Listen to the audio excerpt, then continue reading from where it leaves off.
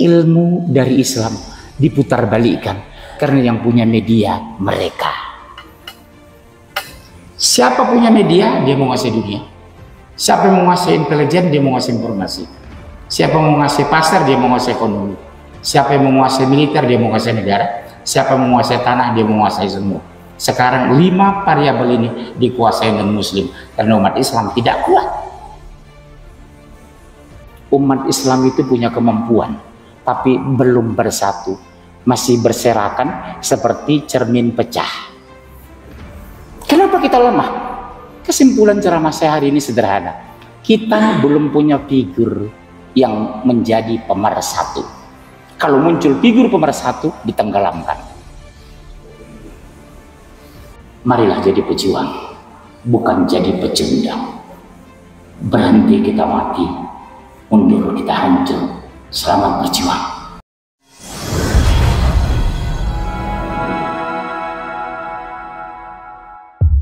Assalamualaikum warahmatullahi wabarakatuh. Kalau ada salam assalamualaikum warahmatullahi wabarakatuh, jawabnya apa Pak? Jawabnya waalaikumsalam warahmatullahi wabarakatuh wa maghfirah wa rahmah. Innal hamdalillah hamdan katsiran thayyiban mubarakan fi. Asyhadu an la ilaha illallah wahdahu la syarika lah. Asyhadu anna Muhammadan abduhu wa rasuluhu la nabiyya ba'dah. Allahumma shalli wa sallim ala Muhammadin wa ala alihi wa sahbihi ajma'in. Faqala ta'ala fil Qur'anil Karim, a'udzu billahi minasy syaithanir rajim. Ya ayyuhalladzina amanu taqullaha haqqa tuqatih wa la tamutunna illa wa antum muslimun. Yang terhormat sahabatku ketua masjid apa Pak? Al Hasan. Ya. Kemudian para ustadz, ustazah, kemudian para sahabatku yang mengikhlaskan waktunya menuntut ilmu Al-Quran dan As-Sunnah. Mudah-mudahan kehadiran kemari salah satu asbab kita dimasukkan ke surga Firdaus. Rasulullah mengatakan jika kamu minta surga, mintalah Firdaus. Kenapa ya Rasulullah? Karena Firdaus itu di bawah arsy Allah. Syaratnya batal jika satu, minta diruqyah. Kedua, berobat dengan api. Yang ketiga, percaya kepada suara burung atau syirik. Karena orang masuk surga itu ada dua Pak. Masuk surga tanpa azab dan hisab, masuk surga lewat azab dan hisab. Siapa yang tanpa azab dan hisab itu? Minan nabiyyin was-siddiqin was-syuhada was-sholihin. 4 kelompok. Mudah-mudahan kehadiran Bapak malam ini salah satu asbab kita masuk surga Firdaus. Insya Allah. Bapak udah kenal sama saya? Ada yang belum kenal? Berarti kurang gaul ya. YouTube saya itu lebih dari 150 judul. Cari di YouTube, ketik Munzir Situmorang, itu muncul nanti Pak. Tema hari ini apa ini? Menjadi muslim yang kuat. Kenapa harus kuat? Siap Bapak? Kenapa harus kuat? Kalau kita kuat menang. Kalau kita lemah dikalahkan. Tapi kenyataan sekarang itu kita Islam 63 negara Islam di PBB tidak bisa berbuat banyak membela saudara kita. Bapak cek satu-satu. Di Asia Tenggara 3 negeri Islam besar. Indonesia, Malaysia, Brunei. Tapi umat Islam belum aman di Filipina, Mindanao. Namanya Islam Moro. Di Asia Selatan 3 negeri Islam besar. India, Pakistan, Afghanistan. Islam tidak aman di Kashmir.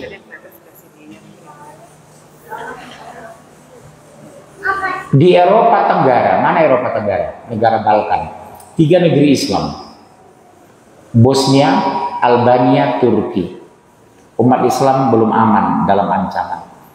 Di Afrika 3 negeri Islam besar. Mesir, Sudan, Nigeria. Umat Islam belum aman di Afrika. Kenapa kita kalah adalah mayoritas? Sumber daya kita melimpah, tapi kita susah. Laut kita terluas di Indonesia, di dunia, tapi ikan kita mahal. Gas kita di mana-mana, tapi gas kita masih naik. Sumber energi terbarukan banyak potensi, tapi listrik kita kober mau naik. Sungai kita banjir dan meluap, tapi pam kita masih bayar. Kenapa kita tidak bisa berbuat apa-apa dari sumber daya itu? Kenapa kita tidak membangun sumber energi terbarukan? Di Turki saya lihat tenaga angin, ada tenaga kotoran manusia, ada tenaga fosil namanya minyak bumi. Danau Toba salah satu danau terindah di dunia, kampung leluhur saya dari Samosir, Sumatera Utara. Wisatawan sepi, LRT dibangun sepi penumpang. Masjid ada, belum tentu penuh. Corona berlalu, semangat hilang. Merata sekarang Pak Tabligh Akbar tidak sedahsyat, tidak seramai, tidak segemuruh sebelum Corona itu. Harusnya kata Allah, Al-Quran surah 30:41, kenapa kami turunkan musibah? Agar mereka kembali ke jalan yang benar. Masya Allah. Kenapa kita lemah? Padahal Al-Quran kitab yang sempurna, mulia, agung, tinggi, dan suci. Kenapa kita bisa lemah? Padahal Rob yang kita sembah itu maha kuat. Kenapa kita miskin? Rob yang kita sembah itu maha kaya. Kenapa kita takut? Rob yang kita sembah itu maha pemelihara. Ada apa dengan kita hari ini? Rasulullah, Abu Bakar, Umar, Utsman, Abdurrahman bin Auf tidak pernah kuliah, bukan S3, tapi bisa menguasai bisnis dari hulu ke hilir. 9 konglomerat zaman Rasulullah semua muslim. Sekarang 9 konglomerat tidak ada satupun orang muslim Indonesia. Ini harus pemikiran bagi yang saya ngajari fakultas ekonomi. Kenapa bisnis dari hulu ke hilir mereka menguasai? Rasulullah tidak pernah kuliah di UI, Abu Bakar Siddiq tidak pernah kuliah di IGM, Utsman bin Affan tidak pernah kuliah di Boston University Amerika. Tapi kenapa mereka dimenangkan, dikuatkan? Kita sekarang mayoritas, tapi jadi follower, bukan sebagai leader.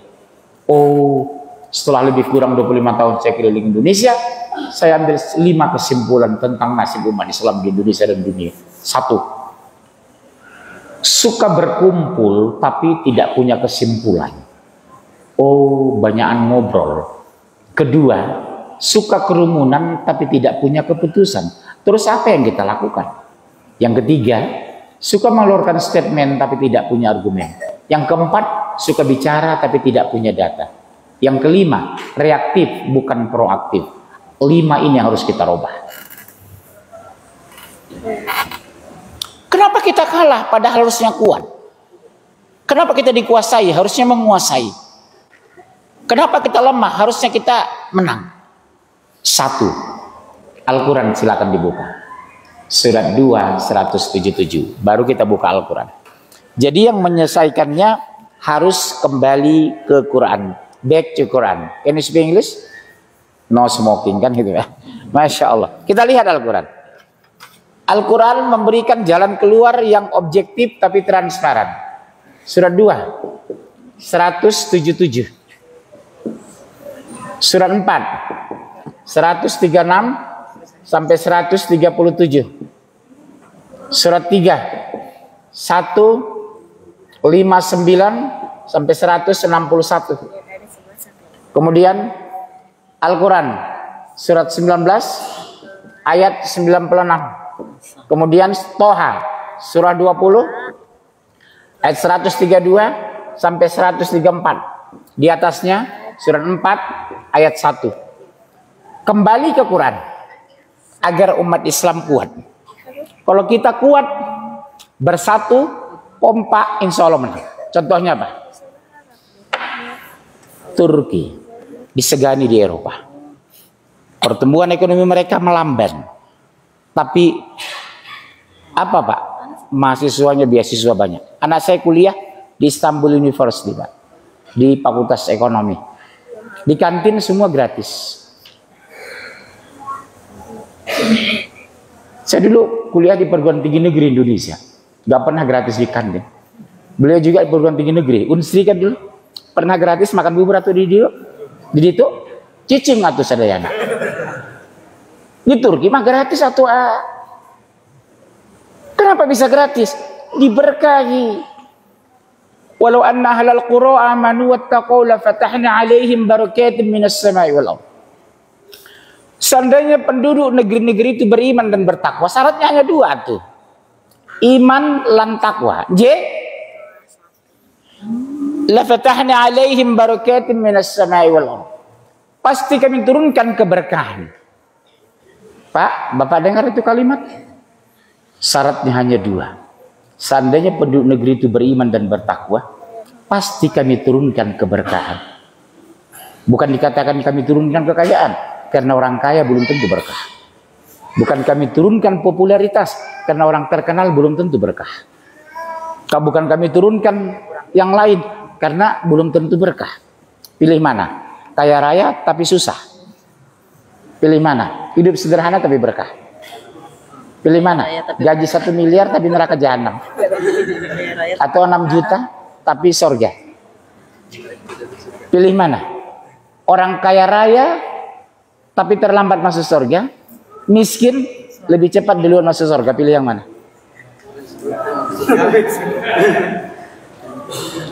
Karena setaat-taat orang kaya terlambat masuk sorga 500 tahun kata Rasulullah. Karena hisapnya panjang. Kalau orang miskin taat, hisap sedikit, rumah ngontrak, mobil nggak punya, apartemen apalagi, villa nggak punya. Kalau orang kaya, mobil 4, villa 3, istri 3, istri cukup 1 ya Pak, 1 di Bandung, 1 di Bogor, betul ya sih Pak? Ibu-ibu mulai berkerut kalau saya bahas istri ini. Oh ternyata Al-Quran berikan jawabannya utuh. Agar kita kuat itu harus bertakwa. Ustadznya mic-nya kurang. Tidak sekadar beriman. Karena Al-Quran coba antum cek. Setiap kata amanu diikuti wa amilus soleh. Sebab kalau iman apa artinya? Pakai kabel ya? Ayat tuh. Arti iman apa? Percaya. Apakah orang yang percaya kepada Allah semua sholat? Enggak. Apakah orang mengaku beriman semua puasa? Makanya dalam Al-Quran cek abadu wa amil soleh. Tapi kalau takwa dijamin surga. Masya Allah. Kata takwa Al-Quran diulang 270 kali dalam Al-Quran. Orang bertakwa dijamin masuk surga enggak Pak? Dijamin. Tapi kalau orang beriman belum tentu bro. Ya guys ya. Belum tentu. Makanya di sini coba lihat. Langsung baca surat 4 ayat 1. Ajudan saya ada 3 di sana. Ya ayuhan nasu taqu rabbakumul ladzi khalaqakum min nafsin wahidah. Hai sekalian manusia, bertakwalah kepada Tuhanmu. Surah apa? Surah apa? Bertakwa. Sebab kalau kita bertakwa Pak, dimenangkan, disenangkan, ditenangkan, dimasukkan ke surga. Ada orang mengaku saya mah sudah beriman Pak, kenapa rezeki susah? Bapak baru beriman, belum bertakwa. Rasulullah tidak pernah kuliah kaya raya. 9 konglomerat zaman Rasulullah menguasai bisnis dari hulu ke hilir. Sampai ke Yastrib Madinah, sampai ke Ethiopia. Dulu tidak ada busway, tidak ada Grab, nggak ada rice cooker, nggak ada dispenser. Kenapa bisa menguasai bisnis? Robnya Rasulullah siapa? Allah. Robnya Abu Bakar, Umar, Utsman, Ali, Allah. Kitabnya Al-Quran. Kenapa mereka berhasil, kita gagal? Kenapa mereka menjadi leader, kita follower? Kenapa mereka bisa mengatur, kita diatur? Something wrong, you know? Something wrong. Ada yang salah dengan antum. Tuhan kita sama, kitab kita sama, Nabi kita sama. Kenapa mereka berhasil, kita gagal? Kenapa mereka kaya, kita miskin? Mereka kenapa tenang, kita gelisah? Kenapa mereka berkuasa, kita dikuasai? Ini kita bahas malam ini. Oh, jawaban pertama. Langsung saya duduk aja. Surah 4 ayat 1. Langsung terjemah. Yang cepat. Belum ketemu yang dari tadi. Ya ayuhan nas taqu rabbakumul ladzi khalaqakum min nafsin wahidah. Langsung terjemah satu. Hai sekalian manusia, bertakwalah kepada Tuhanmu yang telah menciptakan kamu dari diri yang satu. Stop. Dari diri yang satu. Dari tubuh siapa? Nabi Adam. Dari apa diambil? Hawa, tulang rusuk. Semakin bengkok semakin ke atas tulang rusuk manusia, kata Rasulullah, semakin bengkok. Dari tulang yang paling bengkok itulah diciptakan Hawa. Jadi Hawa diciptakan, Adam ketika itu tidur. Begitu bangun, Hawa sudah berdiri. Makanya hati-hati kamu kepada wanita, kata Rasulullah. Kalau kamu biarkan dia tetap bengkok, kamu kerasin, dia kasar, patah. Jadi menghadapi istri kita, Pak, bulan muda dia senyum, bulan tua wajah kayak batu kuburan.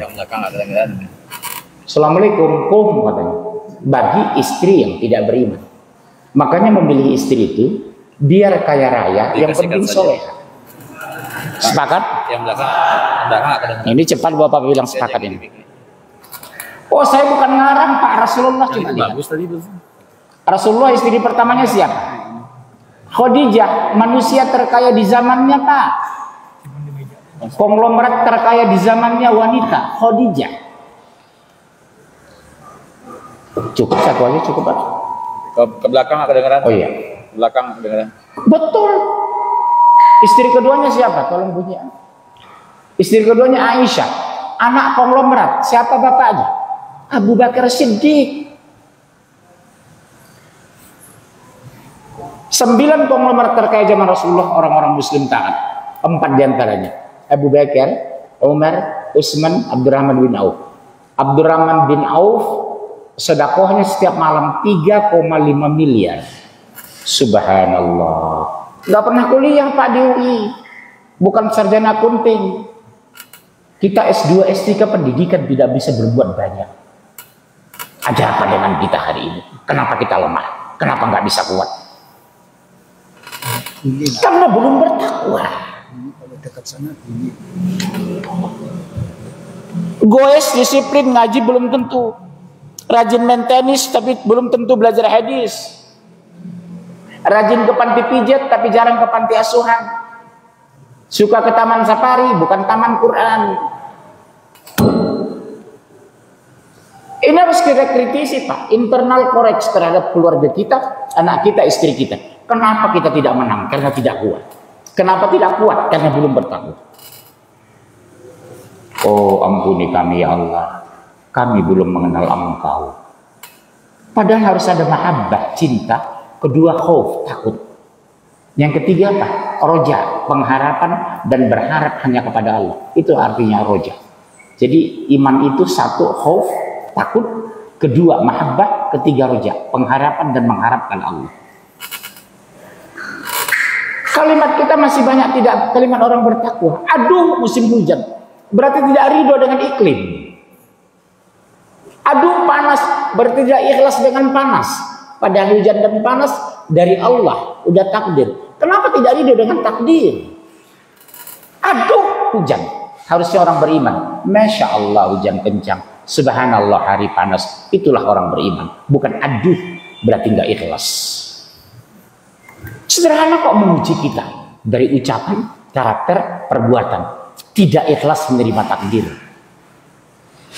Kita ini diatur, bukan mengatur. Kita ini diciptakan, bukan pencipta. Berarti ridho terhadap takdir. Allah pergilirkan hujan musim panas dan musim hujan. Karena rezeki mau dipergilirkan. Musim hujan, yang laku bakso, gorengan, mie godok, mie Aceh, mie Medan, mie Jawa, mie Bandung, mie Sunda, mie Cirebon. 6 bulan kemudian masuk musim panas. Es krim, kelapa muda, es dawet. Kenapa kita tidak ridho rezeki dipergilirkan Allah? Berarti iman belum benar, akidah belum lurus, takwa belum sempurna. Oh, berarti ada masalah dengan kita. Mau kapan kuat, bro? Pakai bro nggak apa-apa. Bro itu bahasa Inggris. Bahasa Arabnya akhi. Benar, Pak, malam ini kita renungan. Ternyata kami belum bertakwa, ya Allah. Rajin sholat kadang masih jahat. Senin Kemis belum peduli. Berhijab kadang masih menyakiti ipar. Tabungan ada tapi belum tentu sedekah. Rajin main tenis tapi tidak mau belajar hadis. Lebih banyak di depan HP daripada di depan Quran. Mau kapan keberkahan diturunkan? Ampuni kami ya Allah, usia sudah di atas 58. Harus ada muhasabah. Makanya kata Allah, ya ayuhan nasu taqu rabbakumul ladzi khalaqakum min nafsin wahidah. Bertakwalah kamu kepada Allah Tuhanmu yang diciptakan dari diri yang satu. Terus ayat langsung Ustaz. Dan darinya Allah menciptakan istrinya, dan dari keduanya Allah mengembangbiakan laki-laki dan perempuan yang banyak. Dan bertakwalah kepada Allah yang dengan mempergunakan namanya kamu saling meminta satu sama lain. Coba lihat, yang dengan namanya kamu saling meminta, artinya apa? Ikhlas dalam menolong, ikhlas ketika minta tolong, yang dengan namanya. Kalau kita minta tolong tidak ditolong orang, jangan mengeluh dong. Kalau kita menolong orang, jangan diungkit dong. Karena yang dengan namanya. Kita kan sering mengungkit. Alah, kumaha tuh dong, dulu masuk ke Bandung, mah dulu makan di rumah abdi 3 bulan gratis. Sekarang belagu, mentang-mentang jadi wali kota. Berarti tidak ikhlas atuh, cicing atuh. Kan dengan namanya kan. Dengan namanya kita menolong, dengan namanya minta tolong. Kalau minta tolong kita tak tolong orang, jangan marah, jangan ngambek. Hak dia menolak. Begitu juga kalau kita menolong orang, jangan diungkit, pahalanya hilang. Subhanallah, indah sekali ayat Quran itu. Sekarang pertanyaan saya, sudahkah bisa ikhlas menolong orang? Sudahkah ridho ketika orang tidak menolong kita? Ini harus kita koreksi diri kita sekarang. Adik kita susah di Cianjur, minta uang waktu bayar kontrak sabaraha 3 juta. Uang melulu. Kerja apa tuh di Cianjur? Tolong pilu hari ini kalau nggak ada uang abdi mah diusir dari rumah kontrakan. Padahal kita ada uang, adik kandung loh. Itu perintah Al-Quran. Yang dengan namanya kamu saling menolong. Yang masuk apa? Setan.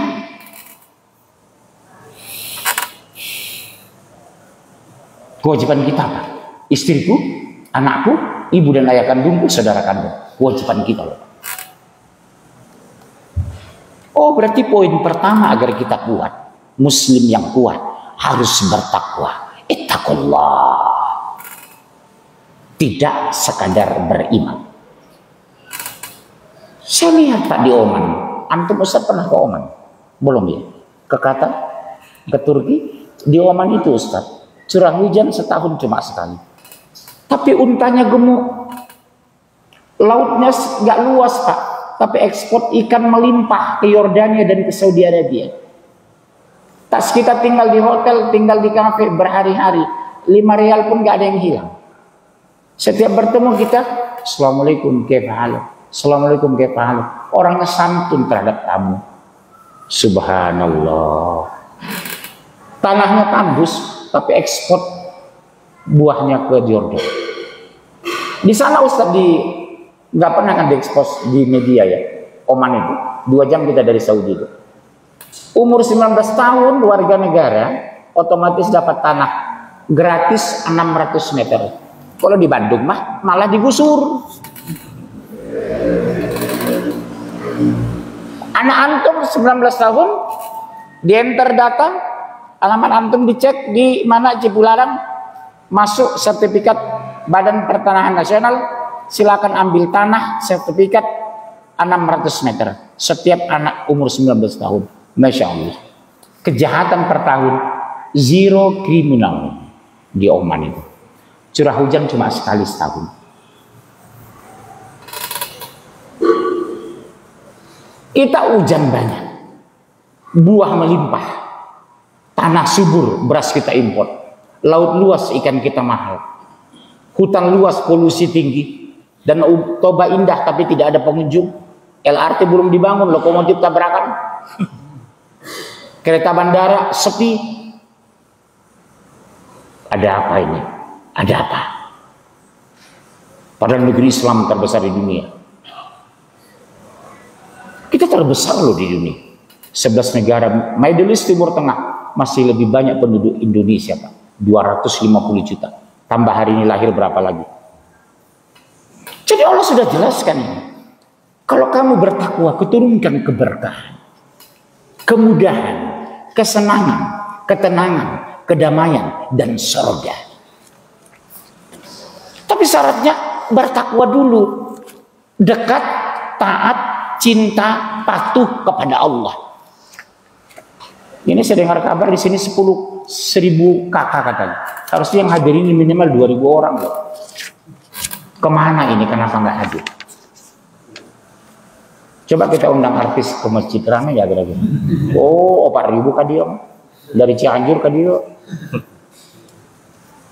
Karena sudah janji iblis ketika diusir dari surga. Sungguh aku akan menyesatkan mereka semua. Siapa mereka ini? Orang-orang yang bertakwa. Tapi ada kalimat terakhir dari iblis, Pak. Illa ibadaka minhumul mukhlasin. Kecuali hamba-hambamu yang ikhlas di antara mereka. Kalau ibu-ibu gampang digoda iblis, berarti ibadah belum ikhlas. Kalau bapak masih malas ke masjid, berarti ibadah belum ikhlas. Tetangga saya ada juga orang Sunda. Pak, ini mah sudah masuk maghrib, mangga tuh ke masjid. Abdi mah sholat di langgar, kata. Begitu pulang saya nggak jadi sholat, abdi sholat dilanggar, betul-betul dilanggar tuh udah sholat. Iya tuh, umur sudah hampir 60 Pak, mangga tuh Pak udah masuk maghrib, mangga ke masjid. Oh abdi mah Pak masjid sholat dilanggar, saya masih positif, mungkin dilanggar sholatnya. Rupanya betul-betul dilanggar tuh. Mau mengejar apa kita? Lahir telanjang bulat, meninggal di telanjang. Sekaya-kaya orang dibungkuskan kafan, semiskin-miskin orang dibungkuskan kafan. Semua akhir hidup kita sama. Kenapa harus sombong ketika kaya? Kenapa minder ketika miskin? Yang bedakan kita di perjalanan hidup. Ada kaya, ada miskin, ada berhasil, ada gagal, ada cantik, ada jelek, ada menang tender, ada kalah. Di akhir hidup sama. Dibungkuskan kafan dan kuburan. Kenapa harus sombong? Orang bertakwa itu kaya raya tidak hura-hura. Miskin tidak putus asa, berhasil tidak bangga, gagal tidak kecewa. Karena kaya tidak membuat mulia kalau dia tidak bertakwa. Miskin tidak membuat kita hina kalau kita apa? Kalau bertakwa. Membuat kita hina ketika dia bertakwa.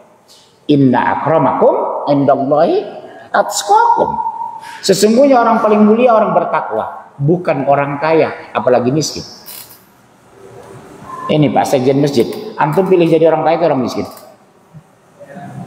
Jujur, orang miskin atau orang kaya? Ini masjid loh, dicatat malaikat nanti. Setaat orang kaya, orang miskin di luar masuk surga 500 tahun. Iya. Kenapa Pak? Hisapnya ringan. Rumah kontrak, sendok selusin, hilang 3, gelas 4, pecah 1, tinggal 3. Kalau orang kaya mobil 4, apartemen segala macam, satu-satu ditanya. Logikanya begitu. Cuma orang kaya kalau rajin sedekah, infak, zakat, surganya di lantai 97. Orang miskin surganya lantai 1. Surga itu 100 lantai.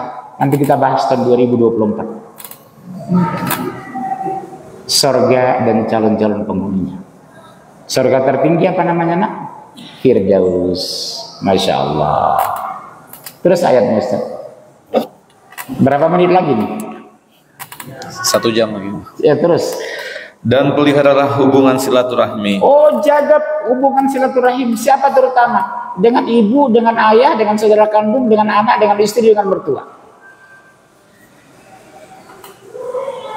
Sebab apa? Kalau kamu miskin, membutuhkan, minta tolongnya jangan saudara senasab, Pak, jangan dengan orang lain. Kalau kita susah, minta tolong sama adik kandung, jangan orang lain. Makanya jaga silaturahim, silah dan rahim, saudara sekandung. Ini enggak Pak, teman kerja traktir makan 3 juta, adik kandung belum tentu kasih makan. Adik kandung datang Cianjur dari Sukabumi, makannya ala kadarnya. Begitu teman bisnis di kantor, makannya 4 juta 1 meja. Begitu adik kandung datang dari Cianjur, makannya pagi nasi soto, sore soto nasi, itu aja bolak-balik. Itu Pak, jaga silaturahim dengan ibuku, ayahku, anakku, istriku, saudara kandung. Kewajiban saya. Itu Al-Quran loh. Bapak pengusaha misalnya, naib sekali beliau berangkatkan haji umroh karyawan beliau. Adik kandungnya demi Allah Cianjur sudah 48 tahun tidak haji. Tertolak sedekah antum kepada orang tadi. Ini kejadian di Jakarta, bisa saya cerita pengajian seperti ini. Seorang ibu-ibu menangis, Ustadz, abang kandung saya itu orang kaya raya pengusaha. Setiap tahun karyawannya diberangkatkan haji dan umroh. Saya sendiri kakaknya kandung teteh tidak berangkat haji. Tertolak sedekah kita kepada orang lain sebelum kita tunaikan sedekah kepada saudara kandung kita. Hati-hati Bapak. Itu Al-Quran Pak, surat 4 ayat 36. Ibumu, ibumu, ibumu, ummuka, ummuka, ummuka. 6 keluar air dari tubuh ibu kita dulu membesarkan kita. Air darah, air ketuban, air mata, air liur, air keringat, air susu. Mungkin 6 tahun ibuku dulu di Medan tidak bisa beli baju lebaran, asal anaknya munzir bisa kuliah. Mungkin 6 tahun ibuku tidak bisa makan enak, keluar air liur melihat makan enak, asal anaknya bisa kuliah. Ummuka, ummuka, ummuka. Makanya dosa kedua terbesar setelah syirik adalah durhaka kepada ibu. Kadang begitu nikah 5 tahun, rumah mewah, mobil 4, fasilitas lengkap, ibunya tertinggal di Cianjur, di Sukabumi. Terlupakan. Cintailah istrimu, tapi jangan tinggalkan ibu kandung. Seorang suami yang benar bisa membagi hatinya, mencintai istrinya dengan tulus, tapi menyayangi ibu kandungnya. Ada orang mencintai istri berlebihan, ibunya jadi pembantu di rumah. Nauzubillah ya Pak, istighfarlah kalau bapak seperti itu. Saya ulangi Pak ya, 6 keluar air dari tubuh ibu kita dulu ketika melahirkan membesarkan kita. Air darah, air ketuban, air mata, air liur, air keringat, air susu. 1 tetes air susu yang pernah kamu hisap dari ibumu, kata Rasulullah, tidak bisa kamu ganti walaupun berbuat baik seumur hidup. Tanamkan kepada anak kita, cintai ibumu nak. Cintailah istrimu, tapi jangan tinggalkan ibumu. Itu ciri-ciri orang bertakwa, memuliakan ibunya, tapi tetap mencintai istrinya. Tapi yang sebanyak sekarang DKI Pak, di bawah kekuasaan istri. Maaf, AA masih punya ibu? Masih punya ibu? Tinggal di mana ibu? Setiap bulan ada ngirim uang sama ibu? Masya Allah, kasih AA ya, cium dia, peluk dia. Nggak tahu kita berapa tahun lagi dia dihidupkan Allah. Bisikkan ke kupingnya, doakan aku ya Bu. Pegang dadanya, barakallahu fik ibu. Semoga Allah memberkahi ibu ya. Kunci sukses kita hanya 2. Qul ati'ullah wa ati'ur rasul. Kedua, birrul walidain, berbuat baik kepada kedua ibu bapak. Kunci sukses kita itu. Setaat-taat kita kepada Allah, kalau melawan ibu tetap neraka. Tahajud tidak tinggal, Senin Kemis tidak tinggal, baca Quran 3 juz sehari, tapi durhaka kepada ibu, jangan harap masuk surga. Karena berbuat baik kepada ibu bapak bagian dari kewajiban mentaati Allah, karena itu perintah Allah. Itulah orang-orang bertakwa. Pribadi muslim yang kuat dimulai dari rumah tangga. Rumah tangga yang kuat harus ayah yang beriman dulu, ayah berwawasan, ayah berilmu, ayah menjadi keteladanan. Ibu-ibu cari suami itu 3T. Pertama takwa, kedua tajir, ketiga tampan. Rasulullah itu terpenuhi 3T. Takwa berdasarkan hadis, ana awwalu fil jannah. Aku yang pertama masuk surga, kata Rasulullah. Aku yang pertama membuka pintu surga, dan umatku yang pertama masuk surga. Masya Allah. Yang kedua, Rasulullah itu apa? Tampan. Antum berapa tahu tinggi Rasulullah? Lebih kurang 1,80 m. Kulitnya putih bersih, kalau kena matahari kemerah-merahan. Matanya bening bercahaya. Jika senyum mengagumkan, kalau orang sekarang menyebalkan.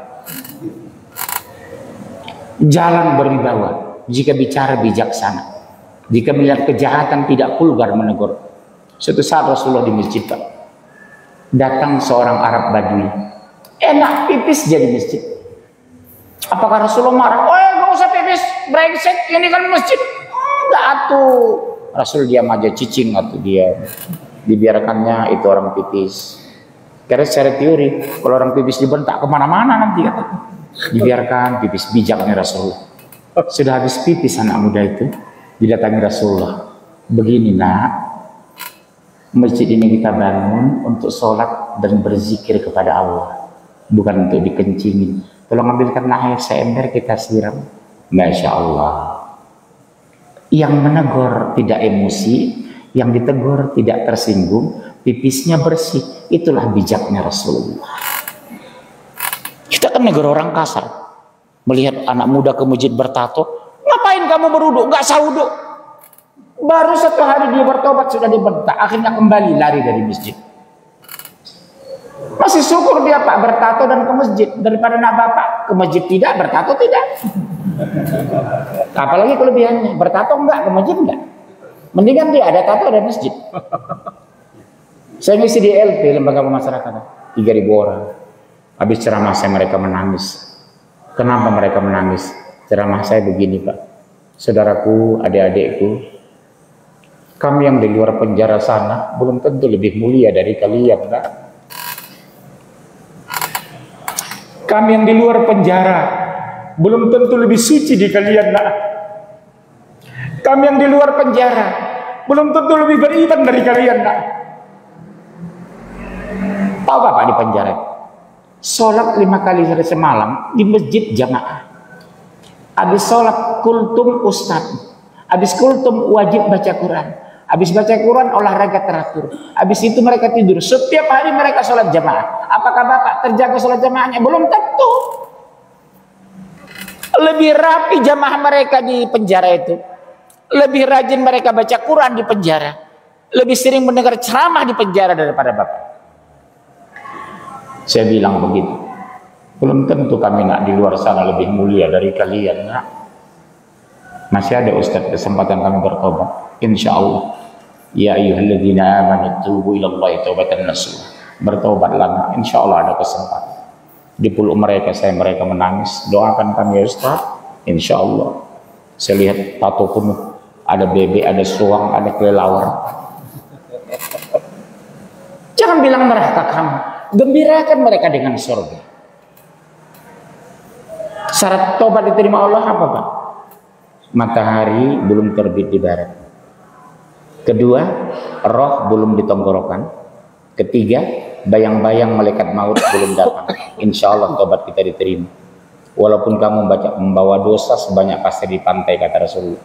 Gembirakan mereka dengan surga, bukan ancam dengan neraka. Nanti mereka lari. Nasihati anak kelembutan, bukan dengan kekerasan. Kalau pulang anak bapak jam 10 malam, jangan dibentak, jangan dimarahi, jangan dinasihati. Kondisi dia capek, dia butuh istirahat. Kondisi dia lapar, dia butuh makan. Kondisi dia ngantuk, butuh tidur. Berikan kebutuhannya, bukan nasihat. Nasihat tidak butuh dia jam 11 malam itu. Nak, jam 11 nak, baru pulang. Iya. Udah mandi kamu nak? Belum ayah. Mandi nak? Udah makan kamu? Belum Pak. Makan nak? Udah sholat kamu? Belum. Sholat nak? Papa tidur duluan ya nak. Ada kesan yang mendalam. Ayahku lembut kepadaku. Jadi membangun pribadi yang kuat, muslim yang kuat, dimulai dari rumah tangga. Berdasarkan hadis Bunda, khairukum khairukum li ahli wa ana khairukum li ahli.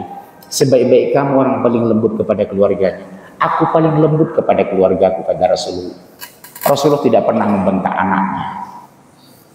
Suatu saat Rasulullah sedang mengisi pengajian. Masuk Fatimah Az-Zahra. Dia tinggalkan mimbar. Dia datangi Fatimah. Duduk anakku di sini. Dia peluk, dia cium Fatimah. Sampai Rasulullah mengatakan di tafsir Ibnu Katsir, setiap kali aku bertemu dengan Rasulullah, aku memeluk dan menciumnya, meskipun dia sudah menikah. Masya Allah. Pribadi muslim yang kuat dimulai dari rumah tangga. Siapa itu? Ayahnya harus kuat. kuat iman, kuat ilmu, kuat ekonomi, kuat wawasan. Agar anak yang lahir berilmu, beriman, berwawasan. Bagaimana melahirkan pribadi unggul kalau ayahnya tidak unggul? Bagaimana mengeluarkan pribadi muslim yang kuat kalau ayahnya tidak kuat? Bagaimana anak disuruh ke masjid, ayahnya tidak mengenal masjid? Bagaimana dia mau hafiz Quran, ayahnya tidak bisa baca Quran? Dimulai dari siapa? Ayah sebagai Rizal. Bisa kira-kira Pak? Bisa? Bisa? Insya berniatlah, takdirkan aku menjadi ayah yang lembut, ayah yang unggul, ayah yang bisa diteladani. Luar biasa Pak. Saya terharu sekali mendengar hadis itu. Khairukum khairukum li ahli wa ana khairukum li ahli. Sebaik-baik kamu paling lembut kepada keluargamu. Aku paling lembut kepada keluarga, paling baik kepada keluarga. Ini bapak mobil baru dibeli, harga mobil 500 juta. Terlambat anak memasukkan ke garasi, hujan kencang. Bapak tega membentak anak demi mobil. Kok kamu nggak masukkan mobil bapak? Lihat kena hujan itu. Baru bapak ambil kemarin 500 juta. Di hari kematian bapak yang mendoakan bapak anak atau mobil? 5 hari anak bapak tersakiti, 5 hari anak bapak tersinggung hanya karena mobil. Di hari kematian bapak, siapa yang mensolatkan bapak? Mobil atau siapa? Kok betapa teganya kita terhadap anak kandung kita seperti itu?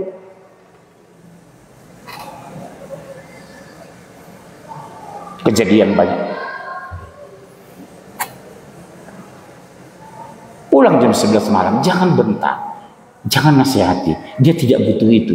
Dia butuh istirahat, butuh makan, butuh tenang. Pagi-pagi baru ngomong, hari ini kuliah kamu ya nak? Enggak ayah. Boleh duduk di meja makan, ayah mau ngomong sebentar nak. Tadi malam dari mana nak? Udah jam 11 malam. Jangan keluar malam ya nak. Keluar malam itu pintu kejahatan. Jangan merokok ya nak. Merokok pintu gerbang narkoba.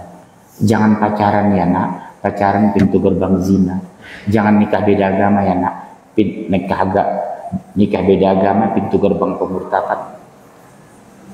Jaga harga diri kita ya nak, demi Allah. Papa ini wakil ketua masjid Al Hasan. Kenapa susah melahirkan generasi unggul? Karena ayahnya tidak unggul. Kita kan sebagai Rizal, sebagai pemimpin di rumah tangga, harus berwawasan, harus berilmu, harus bisa jadi tauladan. Subhanallah, ampuni kami ya Allah. Kami belum bisa jadi ayah tauladan ya Allah. Berani bapak minta maaf jujur sama anda hari ini. Maafkan ayah ya nak, selama ini ayah membentak kamu. Kata Ustaz Munjir kemarin nggak boleh bentak-bentak anak. Maafkan ayah ya nak. Ikhlas kamu maafkan ayah nak, peluk dia. 30 tahun setelah kita meninggal, berkumpul dengan adik-adik, enak ya kalau ayah masih hidup. Ayah itu begitu lembut sama kita. Ada kenangan dari anak kita, mendidik anak dengan kelembutan. Masya Allah. Pribadi unggul kita mulai dari rumah tangga Pak. Wallahi dimulai dari rumah tangga. Keluarga yang kuat dimulai dari rumah tangga. Terus ayat kedua, berarti poin pertama, untuk menjadi pribadi yang unggul harus bertakwa.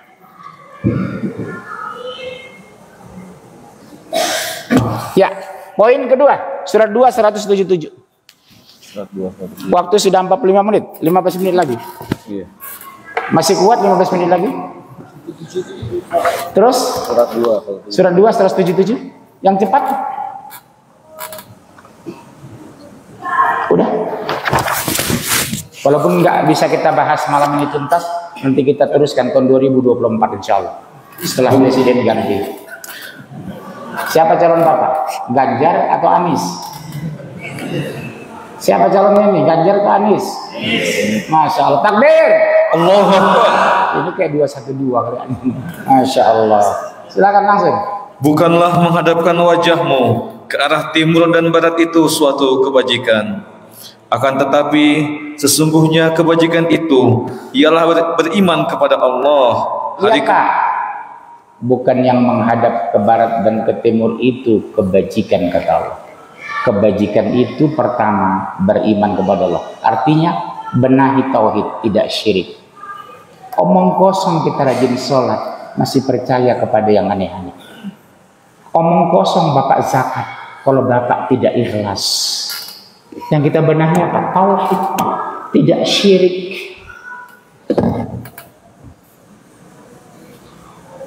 Sebab kalau sholat orang sudah banyak, tapi belum tentu meminta sama Allah. Padahal Fatihah kita apa Pak? Iyyaka na'budu wa iyyaka nasta'in. Hanya kepada Engkau mengabdi, hanya kepada minta tolong. Mengabdinya sama setan, minta tolongnya sama Allah. Enggak adil dong. Harusnya mengabdinya kepada Allah, minta tolongnya kepada Allah. Harusnya sholatnya menghadap Allah, ibadahnya menghadap Allah. Bapak lihat, inna sholati wa nusuki wa mahyaya wa mamati lillahi rabbil alamin la syarika. Sesungguhnya salatku, sesembelihanku, hidupku, matiku hanya untuk Allah. Berarti ridho diatur Allah dan dikendalikan Allah. Ridho memakai hukum Allah, bukan memakan hukum tauhid. Ridho tidak mengeluh ketika dimiskinkan, tidak pamer ketika dia dikayakan. Ridho. Udah bisa?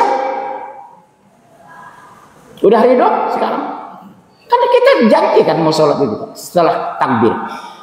Sholatku, ibadahku, hidupku, matiku hanya untuk Allah. Kenapa lebih banyak lapangan tenis daripada belajar hadis?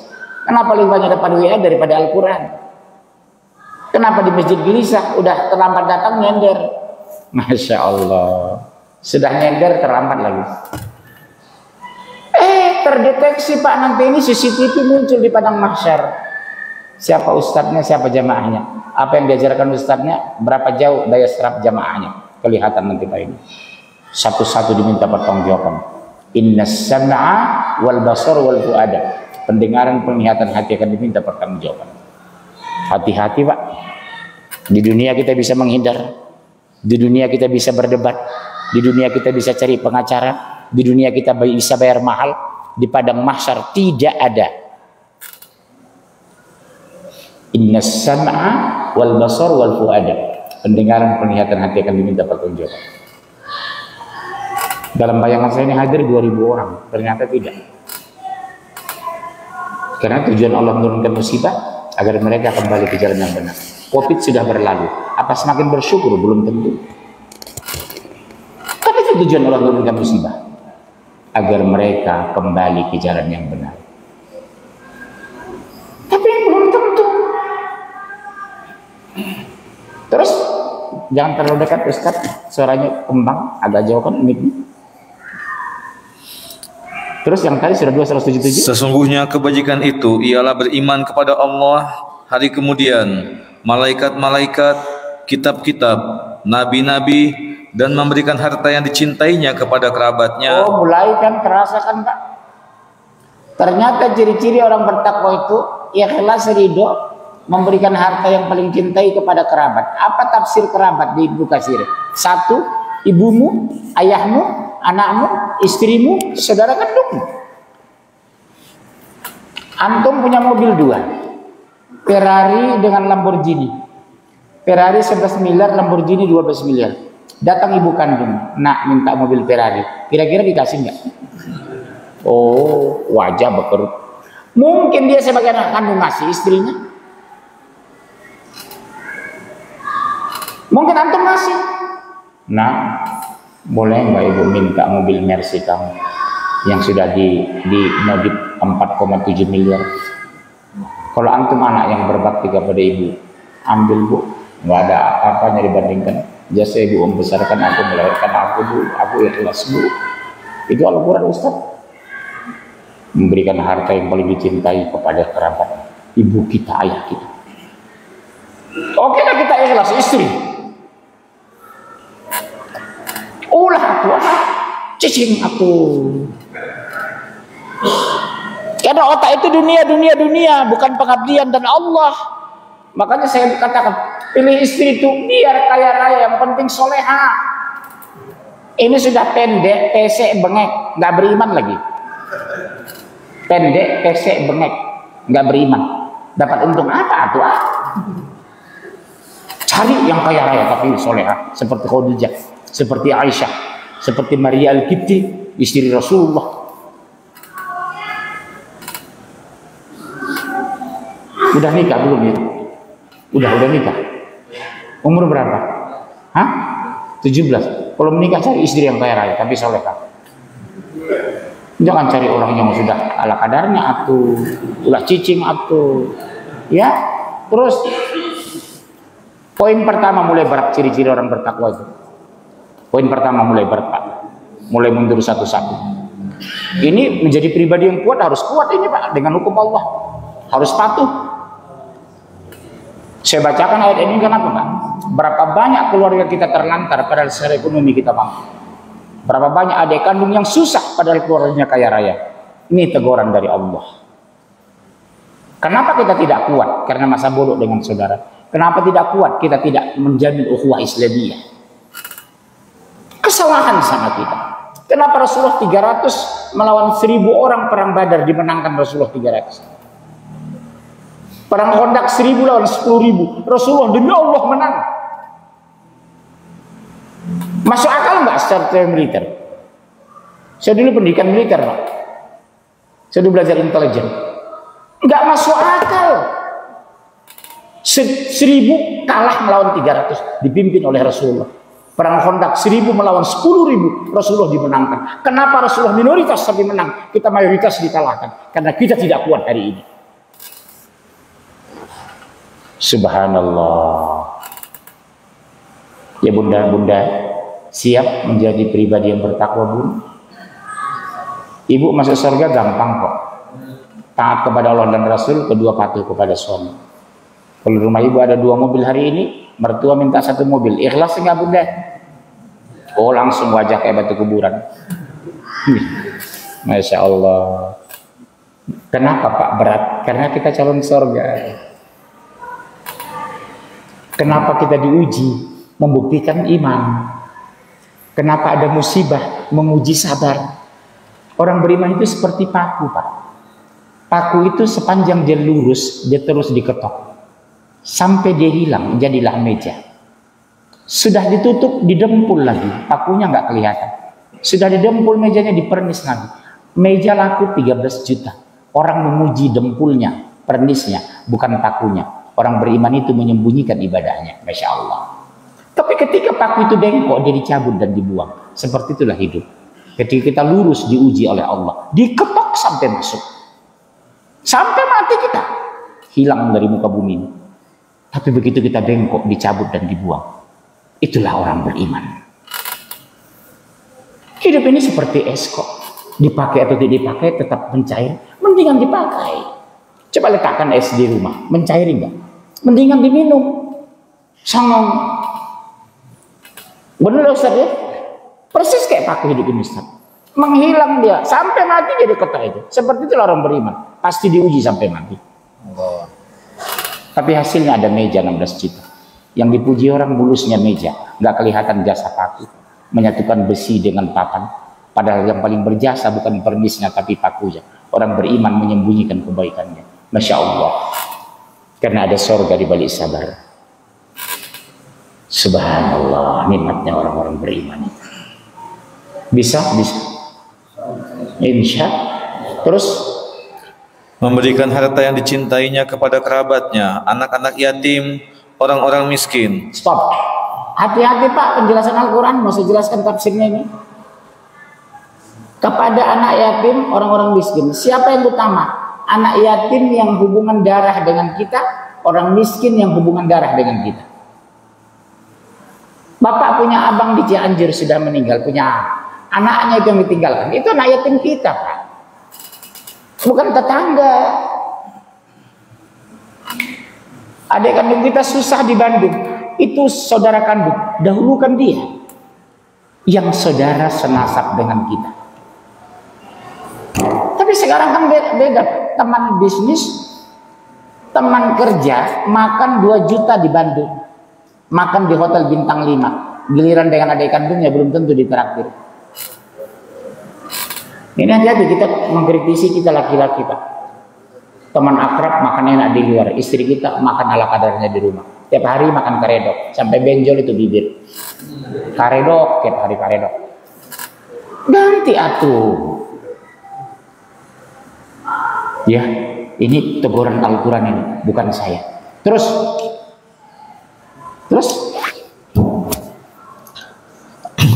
kepada orang-orang miskin, musafir dan orang-orang yang meminta-minta dan memerdekakan hamba sahaya, mendirikan sholat dan menunaikan zakat, dan orang-orang yang menepati janjinya apabila dia berjanji. Sekarang janji apa ibu kepada suami sebelum menikah? Aku patuh sama mas walaupun hidup kita susah. Sudah patuh istri bapak sama bapak. Ada hadir malam ini di sini? Enggak berani bilang tidak karena ada gitu. Coba enggak ada. Kita semua akan diminta pertanggungjawaban sebagai suami, sebagai presiden, sebagai menteri. Makanya kenapa saya tidak mau mencalonkan jadi presiden? Berat Pak. Kalaupun mencalonkan, yang milih saya saha tuh. Orang Padang mah cicing. Ngapain mengangkat dia? Dia kan orang Batak atau kan gitu kan. Sampai saya mencalonkan presiden, Bapak pilih enggak? Bapak milih enggak? Kalau saya mencalonkan presiden, enggak bakalan. Ulah tuh orang Batak kan gitu kan. Masya Allah. Ya, kalau saya tidak melihat sukunya Pak, lihat kepeduliannya. Kedua, keberpihakannya kepada Islam. Saya pilih dia. Apakah dia orang Sunda, orang Jawa, orang siapapun. Kalau dia peduli terhadap Islam, kepada kebenaran, saya menangkan, saya pilih dia. Itu baru orang beriman, bukan lihat suku. Takbir! Allahu Akbar. Saya bukan kampanye. Gitu. Subhanallah. Terus. Dan orang-orang yang sabar dalam kesempitan, penderitaan dan dalam peperangan. Bu, ternyata orang yang bertakwa itu supaya pribadi kuat itu sabar ketika diuji. Sabar enggak kita dimiskinkan. Lost job, BBM naik, harga tinggi, gorengan mahal. Iya tuh gorengan sekarang sudah naik. Kok naik? Naik minyak Pak katanya. Dikecilin tahunya atuh. Kecil, 10 nggak kenyang. Sabaraha 3.000 katanya. Kecil amat minyak naik. Emangnya pakai BBM sih? Orang didorong kok. Iya benar. Kadang kesel Pak, nyebelin kan. Asal apa BBM naik? Istri kita juga begitu. Tiap hari lapor. Akhirnya sekarang setiap ke pasar saya dampingi istri saya. Jangan ada dusta di antara kita kan. Masya Allah, subhanallah bunda. Jujurlah, jangan ada dusta di antara kita. Bapak, istri umur berapa Bapak? 35. Nah, 53. Istri? 37. Istri kedua ya? Ya alhamdulillah udah ketawa tuh. Bapak 57. 53. Ya wajah kayak 52 beliau ya. Beda setahun ya. Oh, apa poin kedua agar pribadi kuat? Oh, ternyata harus ridho diatur Allah. Poin kedua agar menjadi muslim yang kuat, ridho diatur Allah. Oh, ketahuan. Ternyata belum ridho. Mau bagaimana kuat? Masih mengeluh. Ada uang hura-hura, bukan sedekah dia. Punya rumah besar, tidak pernah ada pengajian. Sofa mahal, Ustadz belum pernah diundang. Kamar banyak, dibiarkan kosong. Nih terdeteksi nanti Pak. Oh pantas kami kalah ya Allah. Kami belum ridho diatur. Padahal harusnya radhiyallahu anhum wa radu anhu. Allah ridho kepada mereka dan mereka ridho kepada Allah. Coba lihat Rasulullah dimiskinkan, disusahkan, diblokir 3 tahun sama kafir Quraisy. Tidak boleh berdagang kepada orang kafir. Orang kafir tidak boleh menjual dagangannya. 3 tahun Rasul dan sahabat makanannya memakan rumput-rumput sampai kotoran Rasul dan sahabat seperti kotoran unta Pak, tapi tidak mengeluh. Sudah susah, masih disuruh hijrah dari Mekah ke Madinah 480 km. Menurut sejarah Rasulullah hijrah itu tanggal 21 Safar, 3 bulan kemudian baru sampai di Madinah, tepatnya di Kuba. Itulah didirikan Masjid Kuba. 3 bulan Pak naik unta. Kalau saya haji dan umroh menangis saya Pak di bis itu. Ya Allah, Rasulullah 1444 tahun yang lalu ya Allah. Naik unta 3 bulan baru sampai. Suhu mungkin 54 derajat. Kita sekarang mobilnya bagus, ber-AC, jusmunya, makanan berlebih, restoran banyak, uang bawa. Dulu 3 bulan Pak. Demi memperjuangkan satu kalimat la ilaha illallah. Bagaimana Allah tidak ridho kepada Rasul dan sahabat? Mereka ridho diatur kondisi miskin. Anak istri yang Yahudi di Mekah ditinggalkan, harta melimpah ditinggalkan, hanya berangkat hijrah ke Madinah demi mengejar satu kalimat marbotillah. Subhanallah, 1444 tahun yang lalu. Sekarang kita dengar pengajian ke masjid saja pun belum tentu mau rutin. Baca Quran pun belum tentu istiqomah. Betul ya kan? Makanya saya bilang, saya kira ada 2000 orang malam ini. Sebenarnya lebih kalau dihitung dengan malaikat. Ya, poin ketiga, surat 4, ada di surat berapa sih itu? 136. Surat berapa? 4, 136, 137 langsung. Wahai orang-orang yang beriman, tetaplah beriman kepada Allah dan Rasul-Nya, dan kepada kitab yang Allah turunkan kepada Rasul-Nya. Stop. Ya ayyuhalladzina aminu billahi wa rasul. Hai orang beriman. Kalau terminologi bahasa Indonesia sebenarnya janggal ayat itu Pak. Kalau bicara terminologi bahasa Indonesia, coba lihat ayat itu Ustaz. Hai orang beriman, Tetaplah beriman. Kok ada kata tetap di sana? Apa maknanya Pak? Agar kita istiqomah. Ibadah yang paling disenangi itu istiqomah berdasarkan hadis qul amantu billah tsumma istaqom. Katakan aku beriman kepada Allah dan istiqomah. Ibadah istiqomah, akidah istiqomah, sedekah istiqomah, ke masjid istiqomah, dengar pengajian istiqomah. Ini enggak. Tsumma istaqom, istiqomah. Kalau lucu-lucu masjid baru ramai. Betul ya Ustaz? Kalau lucu-lucu biasanya ramai. Penuh. Padahal Allah menciptakan kita tidak lucu. Menghadapi sakaratul maut tidak ada yang lucu. Di alam kubur tidak ada yang lucu. Di padang mahsyar tidak ada yang lucu. Di neraka tidak ada yang lucu. Ngajinya kenapa senang yang lucu? Saya sering dipesan orang, Ustaz jangan terlalu serius lah, lucu-lucu. Hah? Salah orang atuh Pak. Abdi mah menyampaikan Quran. Karena Allah menciptakan kita nggak ada yang lucu Pak. Semua serius. Di dalam kubur ada yang lucu Pak. Oh ketakutan Pak. Menghadapi sakaratul maut ada yang tertawa-tertawa. Di padang mahsyar ada yang lucu. No. Kenapa ngaji? Ustaz dipesan supaya lucu-lucu. Saya sering itu. Ustaz lucu-lucu dikit. Astagfirullah. Saya mah bukan pelawak. Alhamdulillah gitu Pak. Ya alhamdulillah. Pak. Berarti poin ketiga orang yang agar menjadi pribadi yang kuat apa? Istiqomah. Mulai kan kebongkar Al-Quran itu Pak. Mulai kita selidiki satu-satu. Agar menjadi pribadi yang kuat, muslim yang kuat harus istiqomah. Ulangi Ustaz 136 sampai 137 enggak apa-apa.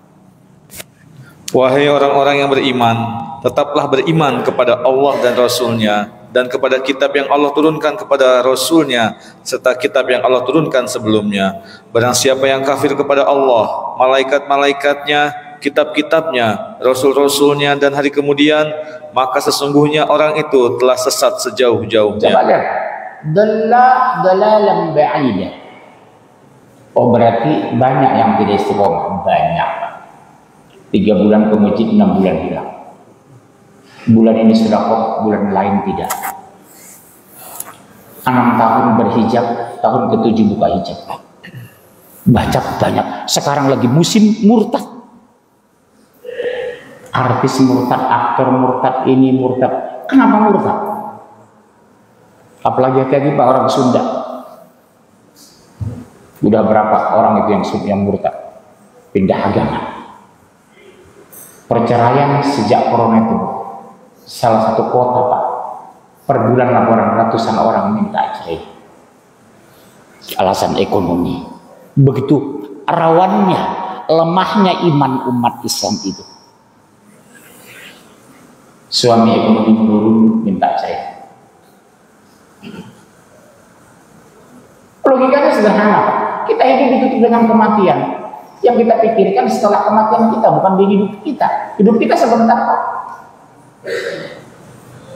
Terus Ustaz, 137.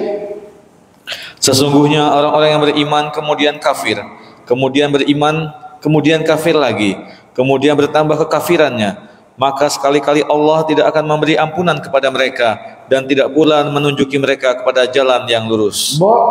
Kalau orang muslim murtad masuk Islam lagi dibolehkan. Innal ladzina amanu tsumma kafaru tsumma amanu boleh. Tapi tsumma kafaru tsumma zadu kufran, bertambah kekafirannya, no, tertutup. Mereka finnar khalidina fiha abada. Jadi kalau ada orang muslim, orang Sunda yang masuk agama lain, kemudian dia minta kembali ke Islam, boleh. Tapi dia murtad lagi masuk Islam, udah nggak boleh lagi. Itu dalilnya itu. Karena sekarang saya lihat rame-rame murtad. Saya tangani satu keluarga di Jakarta, asli orang Sunda. Dulu agama apa Bu? Muslim. Sekarang pindah agama dengan 2 anaknya. Kenapa pindah agama? Karena agama baru saya itu cinta kasih. Betul, cinta kasih. Kasih apa dia? Kasih syukur nih, kasih beras. Agama kasih. Dia gadaikan akidah, dia gadaikan surga dia gadaikan ridho Allah demi supermi dan beras. Nauzubillah. Ini teguran dari Allah. Poin keempat, bagaimana membangun keluarga yang kuat, pribadi muslim yang kuat. Surat 3, 159 sampai 161. Nanti ketahuan satu-satu. Karena waktu udah 1 jam lebih. Tadi jam berapa mulai Pak? Jam 8. Jam 8 kurang berapa? 15. Pas ya. Terus 7 menit lagi. Maka berkat rahmat Allah, engkau Muhammad berlaku lemah lembut kepada mereka. Sekiranya engkau bersikap keras dan berhati kasar, tentulah mereka menjauhkan diri dari sekitarmu. Berarti keluarga yang beriman dibutuhkan apa Pak? Akhlakul karimah, akhlak yang baik. Agar orang simpati kepada kita Pak. Mereka lihat Bapak ini berjenggot, rajin ke masjid, tapi suka menyapa, tidak suka mencela. Sekarang beda mazhab enggak teguran, beda manhaj enggak teguran, beda guru enggak teguran, beda ustadz enggak teguran. Imam Syafi'i berkunut enggak? Berkunut kan? Muridnya siapa? Imam Ahmad. Imam Ahmad enggak berkunut. Imam Ahmad siapa bapaknya? Imam Hanbal. Makanya Imam Ahmad bin Hanbal enggak pernah melecehkan bro. Ya bro. Imam Syafi'i itu berkunut. Imam Ahmad muridnya. Imam Ahmad tidak berkunut. Apa dia bilang? Kalau ingin memperdalam Islam, belajar kepada guruku Imam Syafi'i. Imam Syafi'i mengatakan, kalau ingin mempelajari Islam, belajar kepada muridku Imam Ahmad. Sekarang enggak. Beda jenggot enggak teguran. Pada jenggotnya cuma 3 lembar. Copot 2 tinggal 1. Iya Pak. Seandainya kamu kasar dan berhati keras, kata Allah, orang menjauh dari kamu. Berarti orang Islam itu apa? Menjalin ukhuwah Islamiyah, suka menyapa, tidak suka mencela.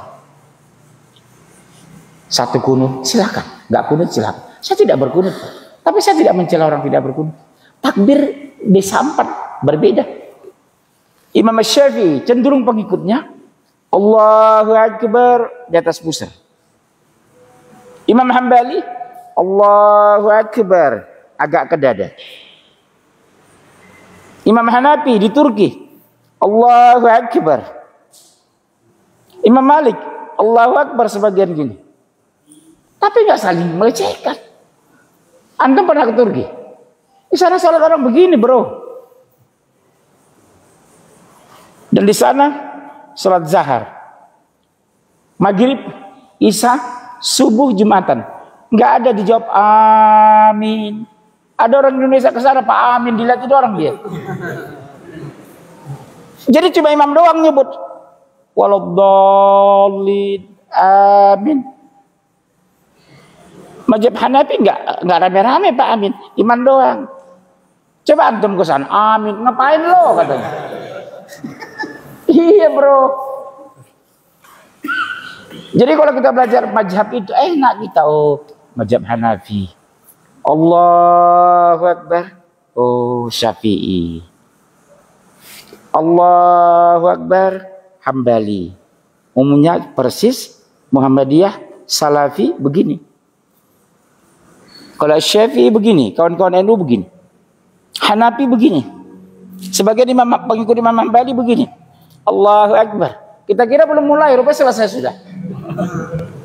Imamnya gitu Pak. Karena kita mazhabnya Hambali atau Syafi'i begini kan.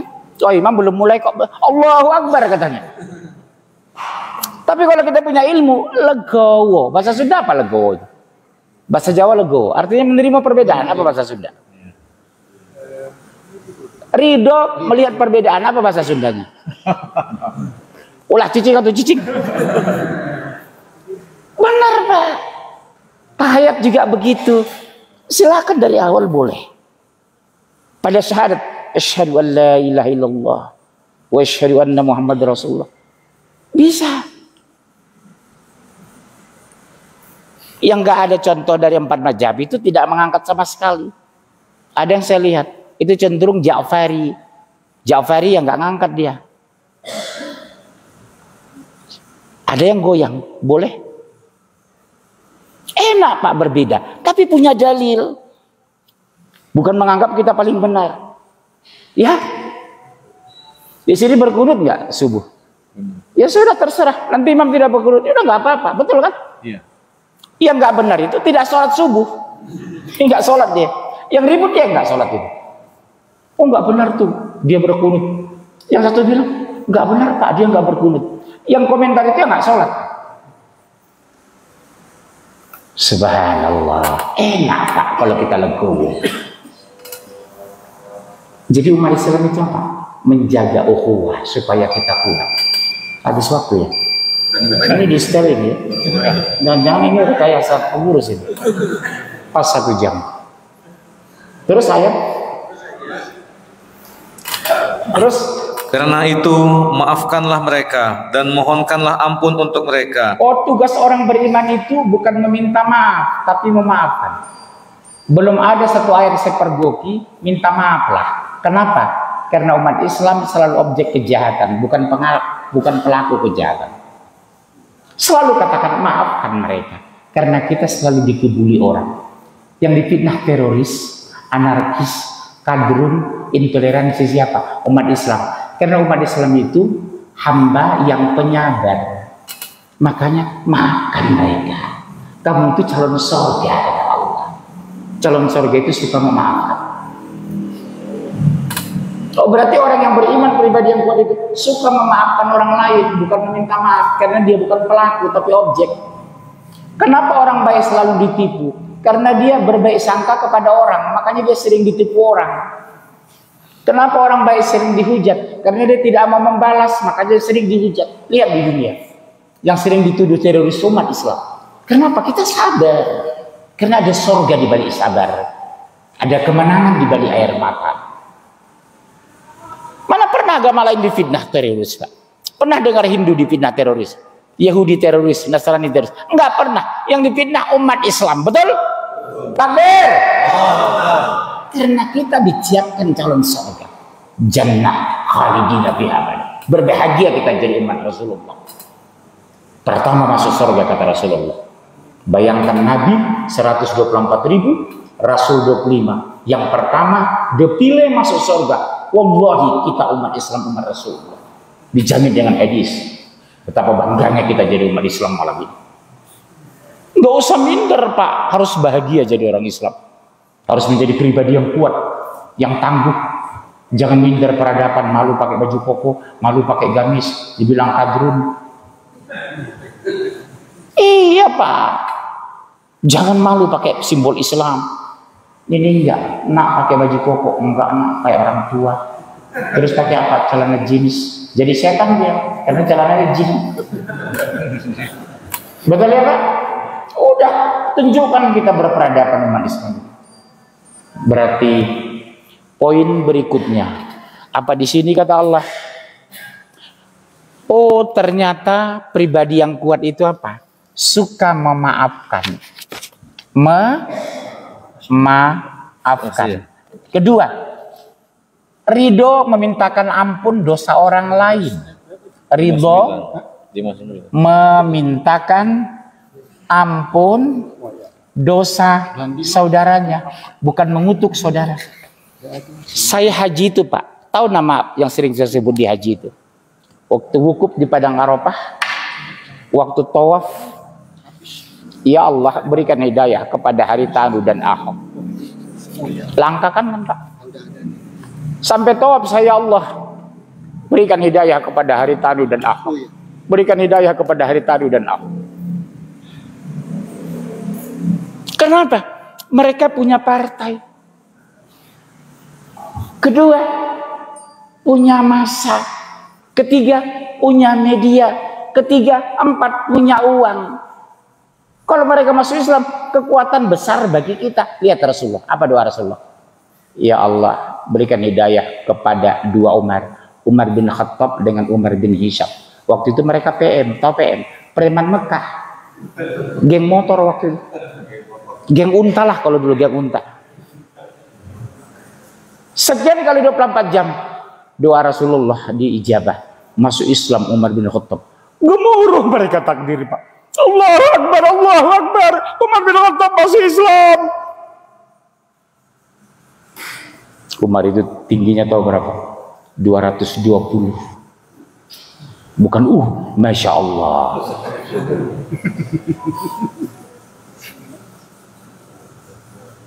Pedangnya Pak 1,5 meter. Begitu masuk ke Darul Arqam, tempat markasnya Rasulullah. Di sana Rasul dan sahabat kondisi sembunyi-sembunyi berdakwah. Siapa di luar kata Rasulullah? Umar. Oh, gemetaran sahabat. Mati sedaya anak gitu. Iya mati ini.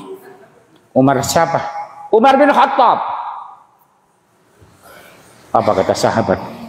Ya Rasulullah, Umar ya Rasulullah.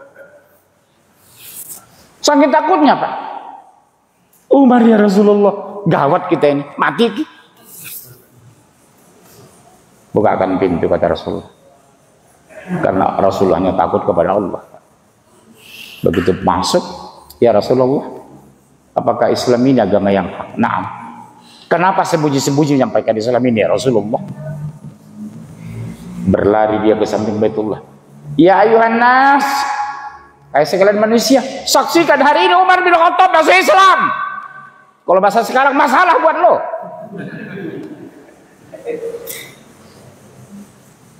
Baru beberapa menit kalimat tauhid masuk ke dadanya, sudah begitu istiqomah dan berani berjuang Islam. Kita berapa keturunan bapak sudah Islam, berani ngomong seperti itu. Baru berapa menit kalimat tauhid masuk ke tubuhnya. Subhanallah.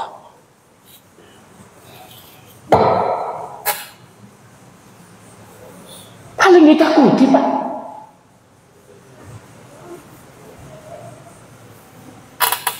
Adakah kita seperti dia? Sampai Rasulullah mengatakan, seandainya ada nabi setelah Umar lah orangnya. Berani, objektif, jujur, law enforcement, penegakan hukum tegas. Suatu saat dia menjadi presiden, menjadi khalifah. Dipanggil anggota DPR oleh sekarang. Ada salah satu gubernur di satu provinsi sudah kekosongan gubernur, dikumpulkan anggota DPR. Kalau sekarang saudaraku sekalian, ini di provinsi anu kosong, tidak ada gubernur. Siapa yang pantas jadi gubernur? Salah satu anggota yang hadir angkat tangan, Abdullah ya Umar. Abdullah mana? Abdullah bin Umar. Oh, ngamuk dia. Tidak ada boleh dua di negeri ini menjadi penguasa. Artinya nggak ada keluarga yang boleh, cukup satu.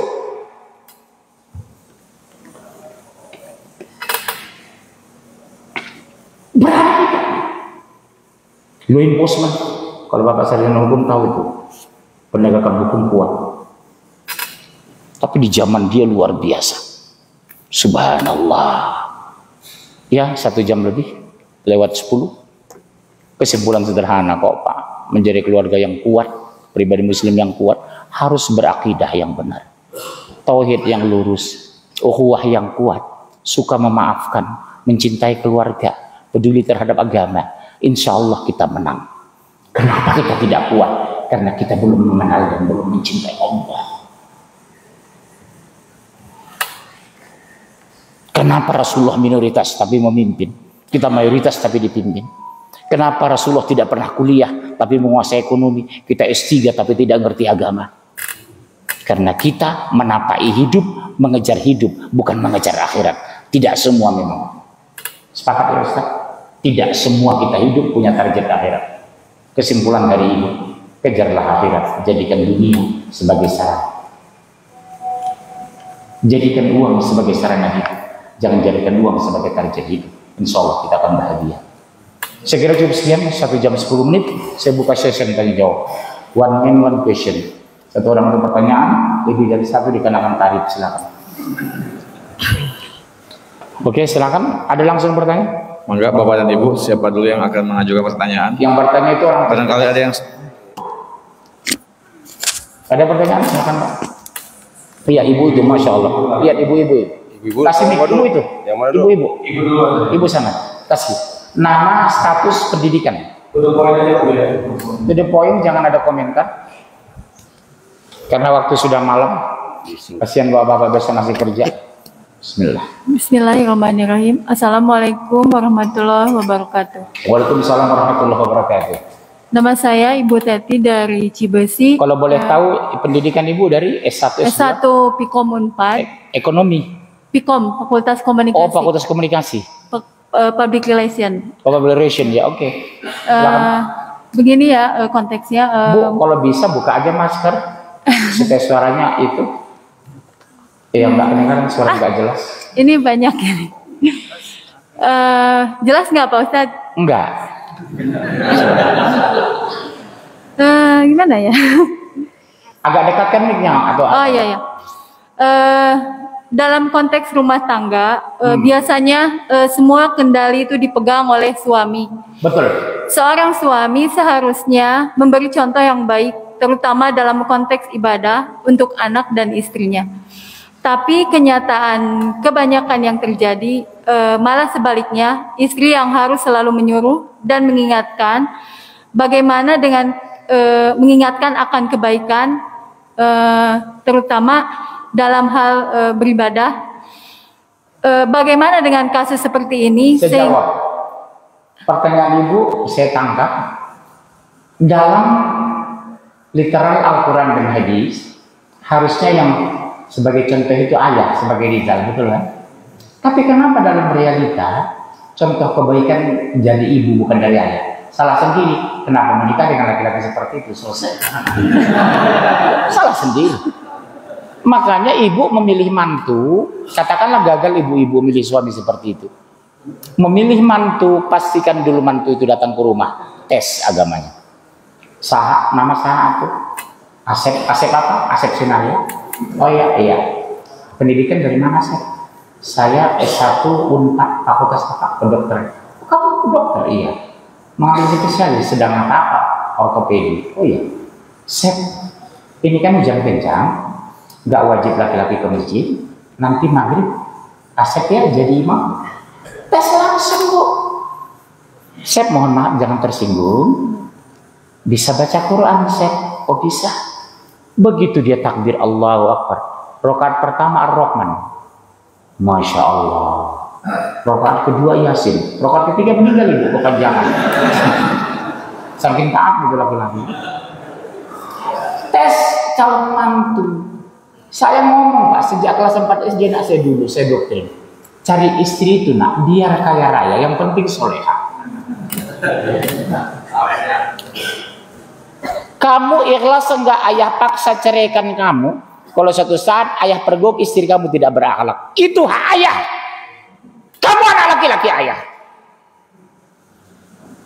Istri bisa diganti nak, tapi umimu jangan kau sakiti. Enggak ada bekas ibu nak, demi Allah. Berdarah-darah dulu melahirkan kamu 27 tahun yang lalu nak. Jangan kamu rendahkan ibumu. Ngomong sama anak laki-laki supaya ke depan ini punya calon istri yang beriman, calon suami yang beriman. Terus apa yang kita lakukan? What can you do? You know? Apa yang kita lakukan? Doa bunda. Rabbana hab lana min azwajina wa dzurriyyatina qurrata a'yun waj'alna lil muttaqina imama. Ya Tuhan kami, anugerahi kepada kami pasangan dan keturunan yang menyenangkan hati. Jadikanlah kami dan keturunan kami imam bagi orang bertakwa. Doa. Surah 25 Al-Furqan ayat 74. Karena doa bisa merubah takdir. Ini kisah nyata. Orang Batak non-muslim nikah dengan seorang Sunda. Anaknya muslim, laki perempuan. Kisah nyata ini bunda. Kekuatannya doa tadi. Sampai SMA, ayahnya bertahan di agama lamanya, Nasoro. Ibunya muslim taat, orang Sunda. Punya anak perempuan sampai 3 SMA, beragama Islam dan perempuan. Suatu saat, anak ini cerdas, anak yang perempuan. Dibawa ayahnya jalan ke kafe makan-makan. Sampai di restoran, apa katanya sama ayahnya, Pak, demi Allah, saya kasihan lihat Papa. Kenapa nak? Insya Allah saya dengan ibu masuk surga, Bapak masuk neraka. Kita beda agama Pak. Masuk Islam ya Pak, supaya kita seiman gitu di rumah Pak. Kaget ayahnya yang orang Batak itu. Demi Allah ya Pak, kalau Papa sayang sama kami, masuk Islam lah. Kalau kondisi kita hadapi ini, kira-kira terharu nggak kita ini Pak? Anak perempuan satu-satunya dan anak satu-satunya. Berani ngomong tapi tegas demi cinta. Mereka pun bubar Pak pulang. Qadarullah berkat doa anak yang solehah tadi. Bersimpuh di samping istrinya yang Sunda. Ma, saya mau masuk Islam. Kaget ibunya yang orang Sunda. Ayah, anak sudah sampai 18 tahun nggak ada masuk Islam, tiba-tiba masuk Islam. Anak kita kemarin cerita begini-begini di kafe. Alhamdulillah saya dapat hidayah. Lihat kekuatan doa seorang anak yang ikhlas itu. Doa seorang ibu di sholat tahajudnya, doa seorang istri. Ibu juga begitu, sedang kasus kepada ibu hari ini seperti itu. Jangan sakiti suami, jangan ceritakan kejelekan suami, doakan suami habis tahajud. Rabbana hab lana min azwajina wa dzurriyyatina qurrata a'yun waj'alna lil muttaqina imama. Ya Allah, anugerahilah kepada kami pasangan dan keturunan yang menyenangkan hati. Bukan pasangan yang ganteng, bukan pasangan yang kaya, bukan pasangan yang berkualitas, yang hebat, yang terkenal, bukan pasangan pejabat, tapi yang menyenangkan hati. Yang menyenangkan hati pasti karena imannya, kelembutannya, kesantunannya, akhlaknya. Jadi bagaimana kita menyikapi itu? Doa bunda. Jangan ceritakan keburukan suami sama orang lain. Karena itu adalah suami satu-satunya. Kalau kami istri bisa 4. Kalau ibu nggak bisa suami 4. Ya bunda ya, pesan saya itu. Banyak berdoa, menangis habis tahajud. Kedua, ajak suami komunikasi. Saya ini dari psikolog ibu. Ngomong sama suami, Mas demi Allah ya Mas, berubahlah Mas, anak kita udah kuliah Mas. Kalau Mas tidak bisa jadi imam, Mas tidak punya harga diri nanti depan anak-anak. Kadang anak-anak mencemehkan Mas di depan saya. Saya jadi nggak enak Mas. Saya nggak bisa membela Mas nanti Mas. Demi Allah ya Mas. Saya yakin sekeras-keras laki-laki, Kalau dampingi wanita yang lembut seperti itu, dia akan lembut. Sifat kami kalau boleh kami buka-bukaan, Bu. Jangan kasari kami. Karena laki-laki bergerak dari logika, perempuan dari rasa. Karena ibu-ibu kadang jadi pakar sejarah. Kejadian 20 tahun lalu, ingat dia, pakar sejarah ibu-ibu ini kan. Pakai itu enggak kita awal nikah, modal dengkul doang. Masih syukur ibu suami punya dengkul, suami orang nggak ada dengkulnya. Ibu ingat nggak 20 tahun lalu yang beli rumah ini siapa? Luka hati kami ibu mungkin itu. Sakit kali ibu lecehkan kami rumah tangga. Demi Allah, laki-laki tidak suka diungkit masalah ini. Kenapa kita harus mungkin bagian dari hidup antum ya? Iya Pak, karena kita logika, perempuan rasa. Bujuk kami, lembutkan kami, tundukkan kami dengan kelembutan. Insya Allah kita berubah. Ya bunda ya, kalau punya suami kasar, jangan balik kasar. Tunjukkan ibu wanita soleha. Insya Allah suami ibu akan berubah. Kedua, doakan sungguh-sungguh. Yang ketiga, ajak komunikasi hati ke hati. Insya Allah ada perubahan. Baik, pertanyaan kedua. Baik, lanjut. Bapak. Iya Bapak, ini kan yang nyender? Ada? Iya Bapak yang nyender. Ini yang ini. Pendidikan, pekerjaan, deposito kalau boleh. Baik, bismillahirrahmanirrahim. Assalamualaikum warahmatullahi wabarakatuh. Nama saya Bagus, pendidikan S1, kerja di background S1-nya dari mana? Ekonomi. Akunting, manajemen. Saya orangnya bertanya detail Pak ya. Ya. Saya dari intelijen soalnya. Begini tadi, sebelum COVID saya tinggal di Jakarta dan saya banyak mengikuti kajian-kajian Ustadz gitu di Jakarta. Masa sih? Iya tadi. Di YouTube atau di kantor? Langsung di kantor tadi. Kantor apa Bapak dulu? Di Gedung Sampurna Strategik dulu. Gedung Sampurna Strategik Masjid Asyamil. Iya. Berarti Bapak bukan baru insaf, sudah lama insaf berarti ya. Baik, terus yang pertanyaan begini tadi. Melihat fenomena saat ini, saya melihat di kota-kota besar ya. Banyak jamaah kalau mengisi kajian itu banyak yang hadir di kalangan usia-usia muda. Ya. Tetapi saya sangat miris sekali. Saya sering ke beberapa kota di Jawa Barat ini, di kampung-kampung, terutama dalam hal waktu sholat maghrib ataupun yang lainnya itu anak-anak muda cenderung ke tempat-tempat kafe. Betul. Ini fenomenanya seperti apa? Karena bagaimana Islam ini mau kuat sementara orang tua saat ini tidak menyiapkan anak-anaknya untuk menyiapkan bahwa menjadi pribadi yang tangguh. Itu saja. Terima kasih. Wassalamualaikum warahmatullahi wabarakatuh. Waalaikumsalam warahmatullahi wabarakatuh. Sebenarnya begini Pak, kalau saya analisa ya, hasil data kita survei di Jakarta, Medan, Bandung, Surabaya, Makassar, sebenarnya data terakhir anak-anak muslim yang ke diskotik itu tinggal 10-15%. Anak muslim hijrah itu lebih banyak dibandingkan tahun 80-an sebelumnya. Hanya sekarang transparansi kejahatan semakin terbuka. Kedua, transparansi informasi komunikasi semakin vulgar. Akhirnya yang terdeteksi kejahatan, kebaikan tersembunyi. Betul kita akui KPKT ramai, tapi sekarang kajian-kajian di Jakarta kita isi di remaja luar biasa. Saya ngisi di Makassar itu Pak, Mbak Ada Isya, asar mereka udah kumpul ribuan orang. Saya ngisi tabligh akbar di kota di Sumatera itu kumpul 4.000 orang anak-anak muda itu. Dibandingkan semangat 90 tahun ke bawah, sebenarnya lebih tinggi sekarang. Hanya yang di KP memang masih ramai, tapi persentase dibandingkan orang hijrah masih lebih banyak sebenarnya. Saya akui, saya terharu melihat anak muda sekarang. Udah nggak malu pakai baju gamis seperti komplek kami. Anak-anak muda itu SMP SMA itu, masjid itu pakai gamis, masya Allah. Kalau zaman saya malu Pak, zaman kami pakai gamis, malu ke kampus pakai jenggot. Sekarang anak-anak artis pakai jenggot. Udah banyak perubahan. Hanya di KP juga memang banyak. Nah itu tugas bersama kita. Yang paling pokok tugasnya Pak, kita sebagai ayah. Yang paling pasti, jadikan kita ayah teladan di rumah tangga. Kelembutan, keteladanan. Karena satu keteladanan lebih bagus daripada 1000 nasihat.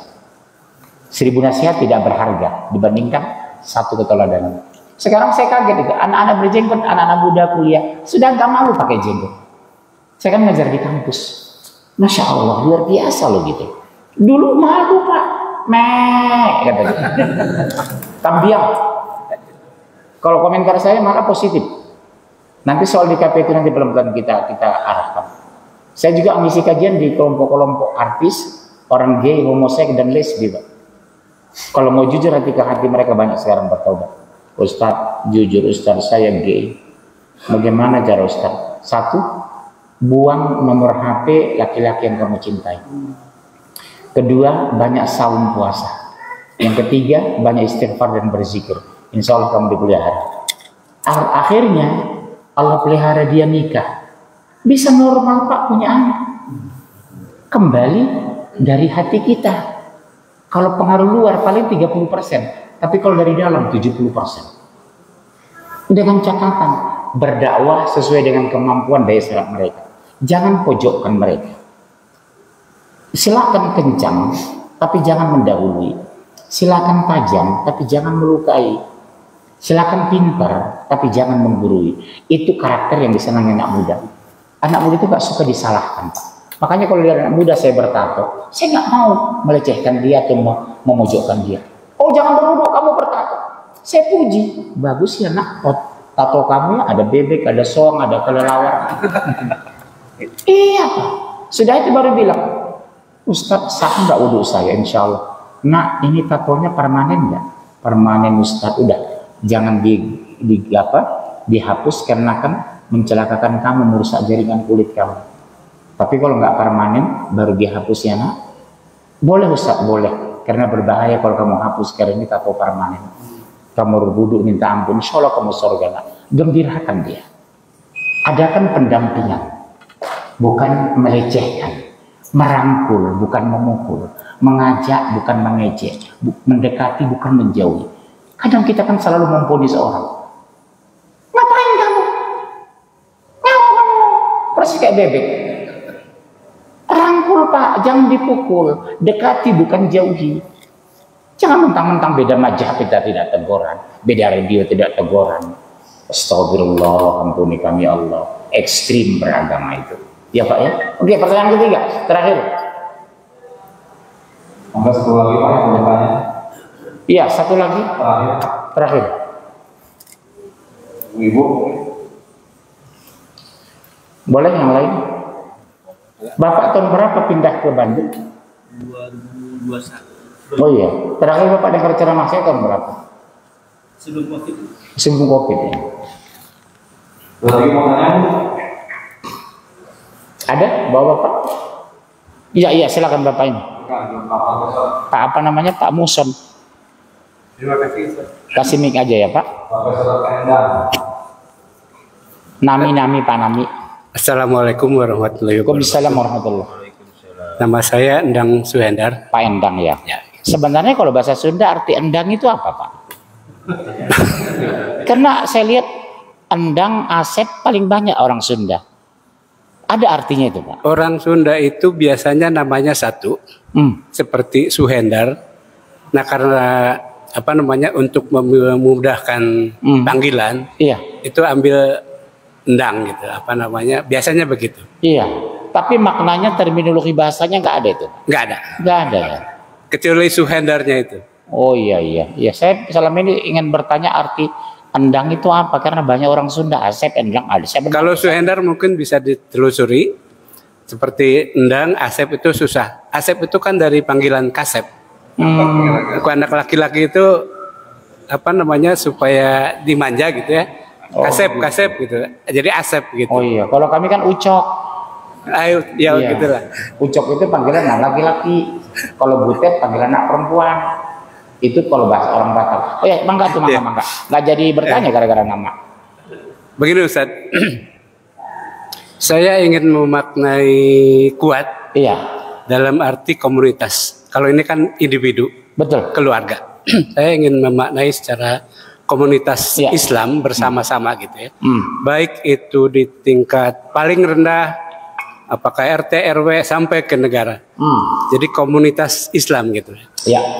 Saya merasa komunitas Islam itu Maaf, Bapak S1. pernah saya satu ya. Dari backgroundnya dari S1-nya apa? sosial ekonomi lah, sekitar itulah. Oh ya, oke, nanti mau saya jelasin dari pendekatan sosiologi. Bagus. Silakan. Boleh langsung saya jawab? Ya, Boleh langsung saya jawab aja ya? belum selesai. Oh belum, sampai kapan? Oh silakan. Supaya agak tuntas sedikit. Ah. Saya ingin memaknai secara komunitas Islam bahwa kita itu sebenarnya lemah. Saya melihat paling nggak merasakan bahwa kita itu sebenarnya telah meninggalkan Al-Quran. Lemah kita itu karena meninggalkan Al-Quran. Ya. Di dalam Al-Quran itu seperti ada komunikasi antara Allah dengan kita manusia. Banyak sekali ayat di ujung-ujung kalimat itu, di ujung kalimat terakhir, itu mempertanyakan kepada kita, apakah kamu tidak berpikir? Apalah takilun? Apalah yakilun? Apalah tatadakarun? Dan sebagainya. Banyak sekali mempertanyakan, apakah kamu tidak berpikir? Jadi ketika Allah menjelaskan tentang bumi, langit dan sebagainya, itu di akhirnya itu, apakah kamu tidak memikirkan? Apakah kamu tidak mengambil pelajaran? Dan itu seringkali sasaran pertanyaan itu terutama ulil albab. Iya, ulil albab.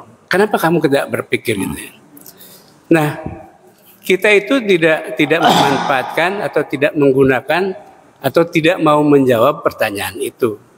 Sementara jawaban-jawaban itu banyak sekali diambil oleh non-muslim. Iya. Seperti misalnya, coba kamu perhatikan bahwa kapal itu akan mendekat seperti ini. Nah, kita tidak menemukan misalnya pada abad-abad 10-11 gitu tentang penemuan, tentang bahwa bumi itu bulat. Padahal itu sudah dijelaskan bahwa Allah memasukkan siang ke dalam malam, memasukkan malam ke dalam siang, seperti itu. Dan itu diambil oleh misalnya Kopernikus pada abad 14-15 begitu, dia ambil bahwa dunia itu bulat gitu, dia bisa telusuri itu. Sementara kita sudah tahu semestinya sejak abad 17 dan kita pada abad 10-an itu kan sudah banyak sekali filsuf Islam yang sudah menjelaskan, tapi nggak bisa mengkonkretkan itu, sehingga gagasan-gagasan tadi, apakah kamu tidak memikirkan dan sebagainya, itu dijawab oleh non Muslim gitu ya, sehingga kita tertinggal terus. Padahal kita sampai abad 10 itu banyak sekali filsuf Muslim, bahkan sampai sekarang. Intinya kenapa kita tertinggal, kan itu yang kira-kira kan Pak? Ya, itulah pertanyaan. Saya jawab begini. Saya jawab dari dua pendekatan. Dari teori sosiologi, saya S1 dari ilmu politik Pak. Kemudian saya dari hukum tata negara. Dari ilmu sosiologi, kita pelajari ilmu politik itu, komunitas itu terbangun gabungan dari pribadi yang unggul. Al-Quran bicara pribadi yang unggul. Pribadi unggul akan membentuk keluarga yang unggul. Keluarga yang unggul akan membentuk RT yang unggul sampai negara yang unggul. Bapak tahu, Al-Quran bicara takwa itu 270 kali. Kata takwa dalam Al-Quran bentuk singular itu 252 kali. Plural cuma 18 kali. Kenapa Allah menganjurkan takwa itu dalam bentuk pembentukan pribadi? Karena gabungan pribadi akan menjadi komunitas. Logikanya di situ. Cuma 18 kali Pak bentuk plural. Selebihnya single kata takwa dalam Al-Quran itu. Artinya apa? Kalau masing-masing keluarga unggul akan terbentuk RT yang unggul. RT yang unggul, provinsi yang unggul. Provinsi yang unggul menjadi negara yang unggul. Yang jadi persoalan hari ini, sudahkah pribadi-pribadi itu membentuk karakter yang unggul?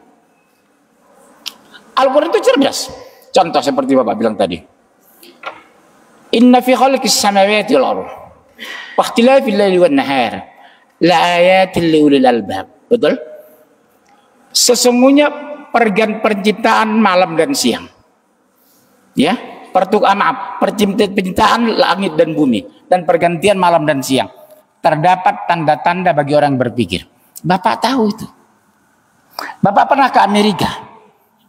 Ke Boston University? Pernah. Di Boston University, di Chicago University, di Australian Nation University, itu di research. Bertahun-tahun para ilmuwan dan saintis barat meriset tentang ayat ini. Mana duluan diciptakan, malam dan siang? Al-Quran jawab, malam dulu baru siang. Mana duluan ciptakan, langit atau bumi? Ribuan tahun orang barat tidak menemukan jawaban. Al-Quran menjawab, yang pertama diciptakan apa dulu? Apa? Langit baru bumi. Banyak bertanya, telur dulu atau baru ayam? Kalau ayam, dari mana telurnya? Nggak ada. Kalau telur, ayamnya belum datang. Al-Quran menjawab, kami ciptakan berpasang-pasangan. Berarti ayam dulu baru telur. Dan Bapak tahu, 850 tahun saintis dan ilmuwan dunia dikuasai orang Islam. Contohnya apa? Aljabar, ilmu falak. Cuma sekarang sejarah memutarbalikan. Waktu saya sekolah di Medan dulu, saya nggak pernah mengenal biologi, ilmu hayat. Dulu saya tidak belajar matematika, aljabar. Saya dulu tidak belajar etika, akhlak. Angka 1 sampai 9 siapa menciptakan? Umat Islam. Sebenarnya kita pernah jaya, Pak. 850 tahun. Dr. David Lewis, keturunan Yahudi, mengatakan, dunia berhutang budi kepada Islam karena umat Islam mengembangkan sains dan teknologi 850 tahun. Menemukan matematika itu bukan Nasrani, Islam. Menemukan ilmu falak itu bukan agama lain, Islam. Diganti sekarang menjadi astronomi. Ilmu hayat sekarang diganti biologi. Akhlak diganti etika. Ahad diganti minggu. Kesalahan sama kita. Sama Bapak, bukan sama saya. Makanya Bapak percaya nggak? Saya dihubungi tim sukses Pak Prabowo.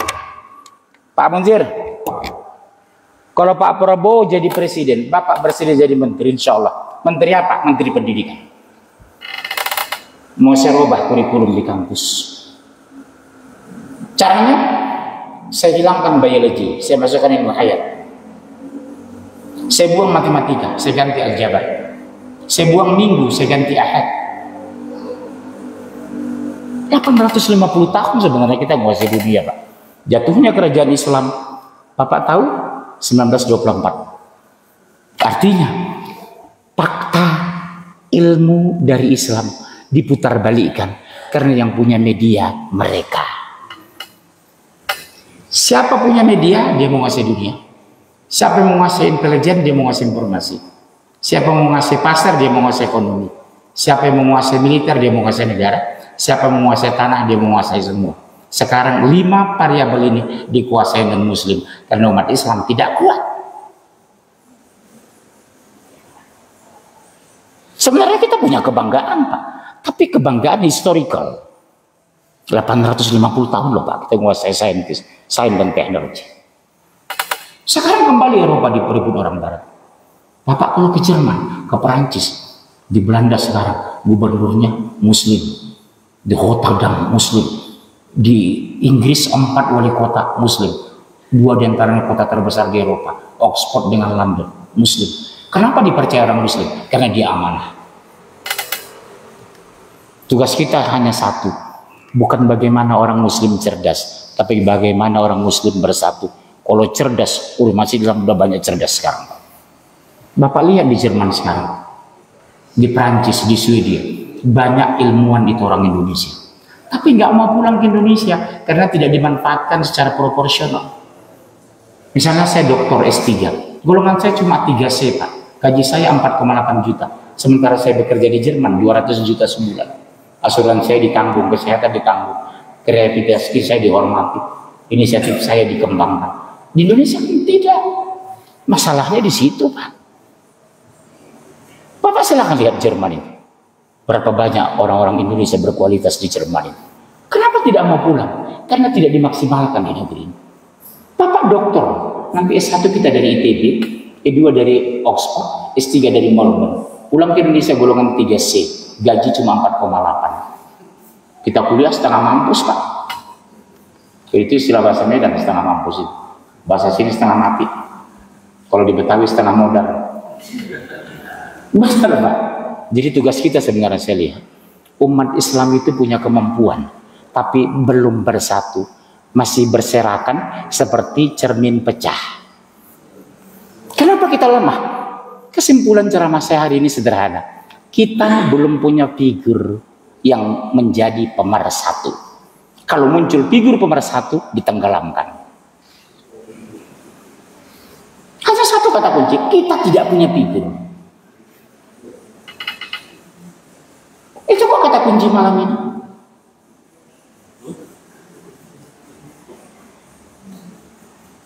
Sepakat? Berarti kita cari figur yang berkualitas, yang unggul, yang berwawasan. Cukup ya, saya mau tidur. Baik, segera sekian, kita sambung tahun 2024. Masya Allah, insya Allah. Baik, terima kasih. Mudah-mudahan pengajian kita 1 jam 50 menit ini ada bermanfaat dan harus bermanfaat karena kita mengkaji Quran. Kita jadikan malam ini renungan. Ya Allah, aku hari ini bukan siapa-siapa. Takdirkan aku menjadi orang yang bertakwa.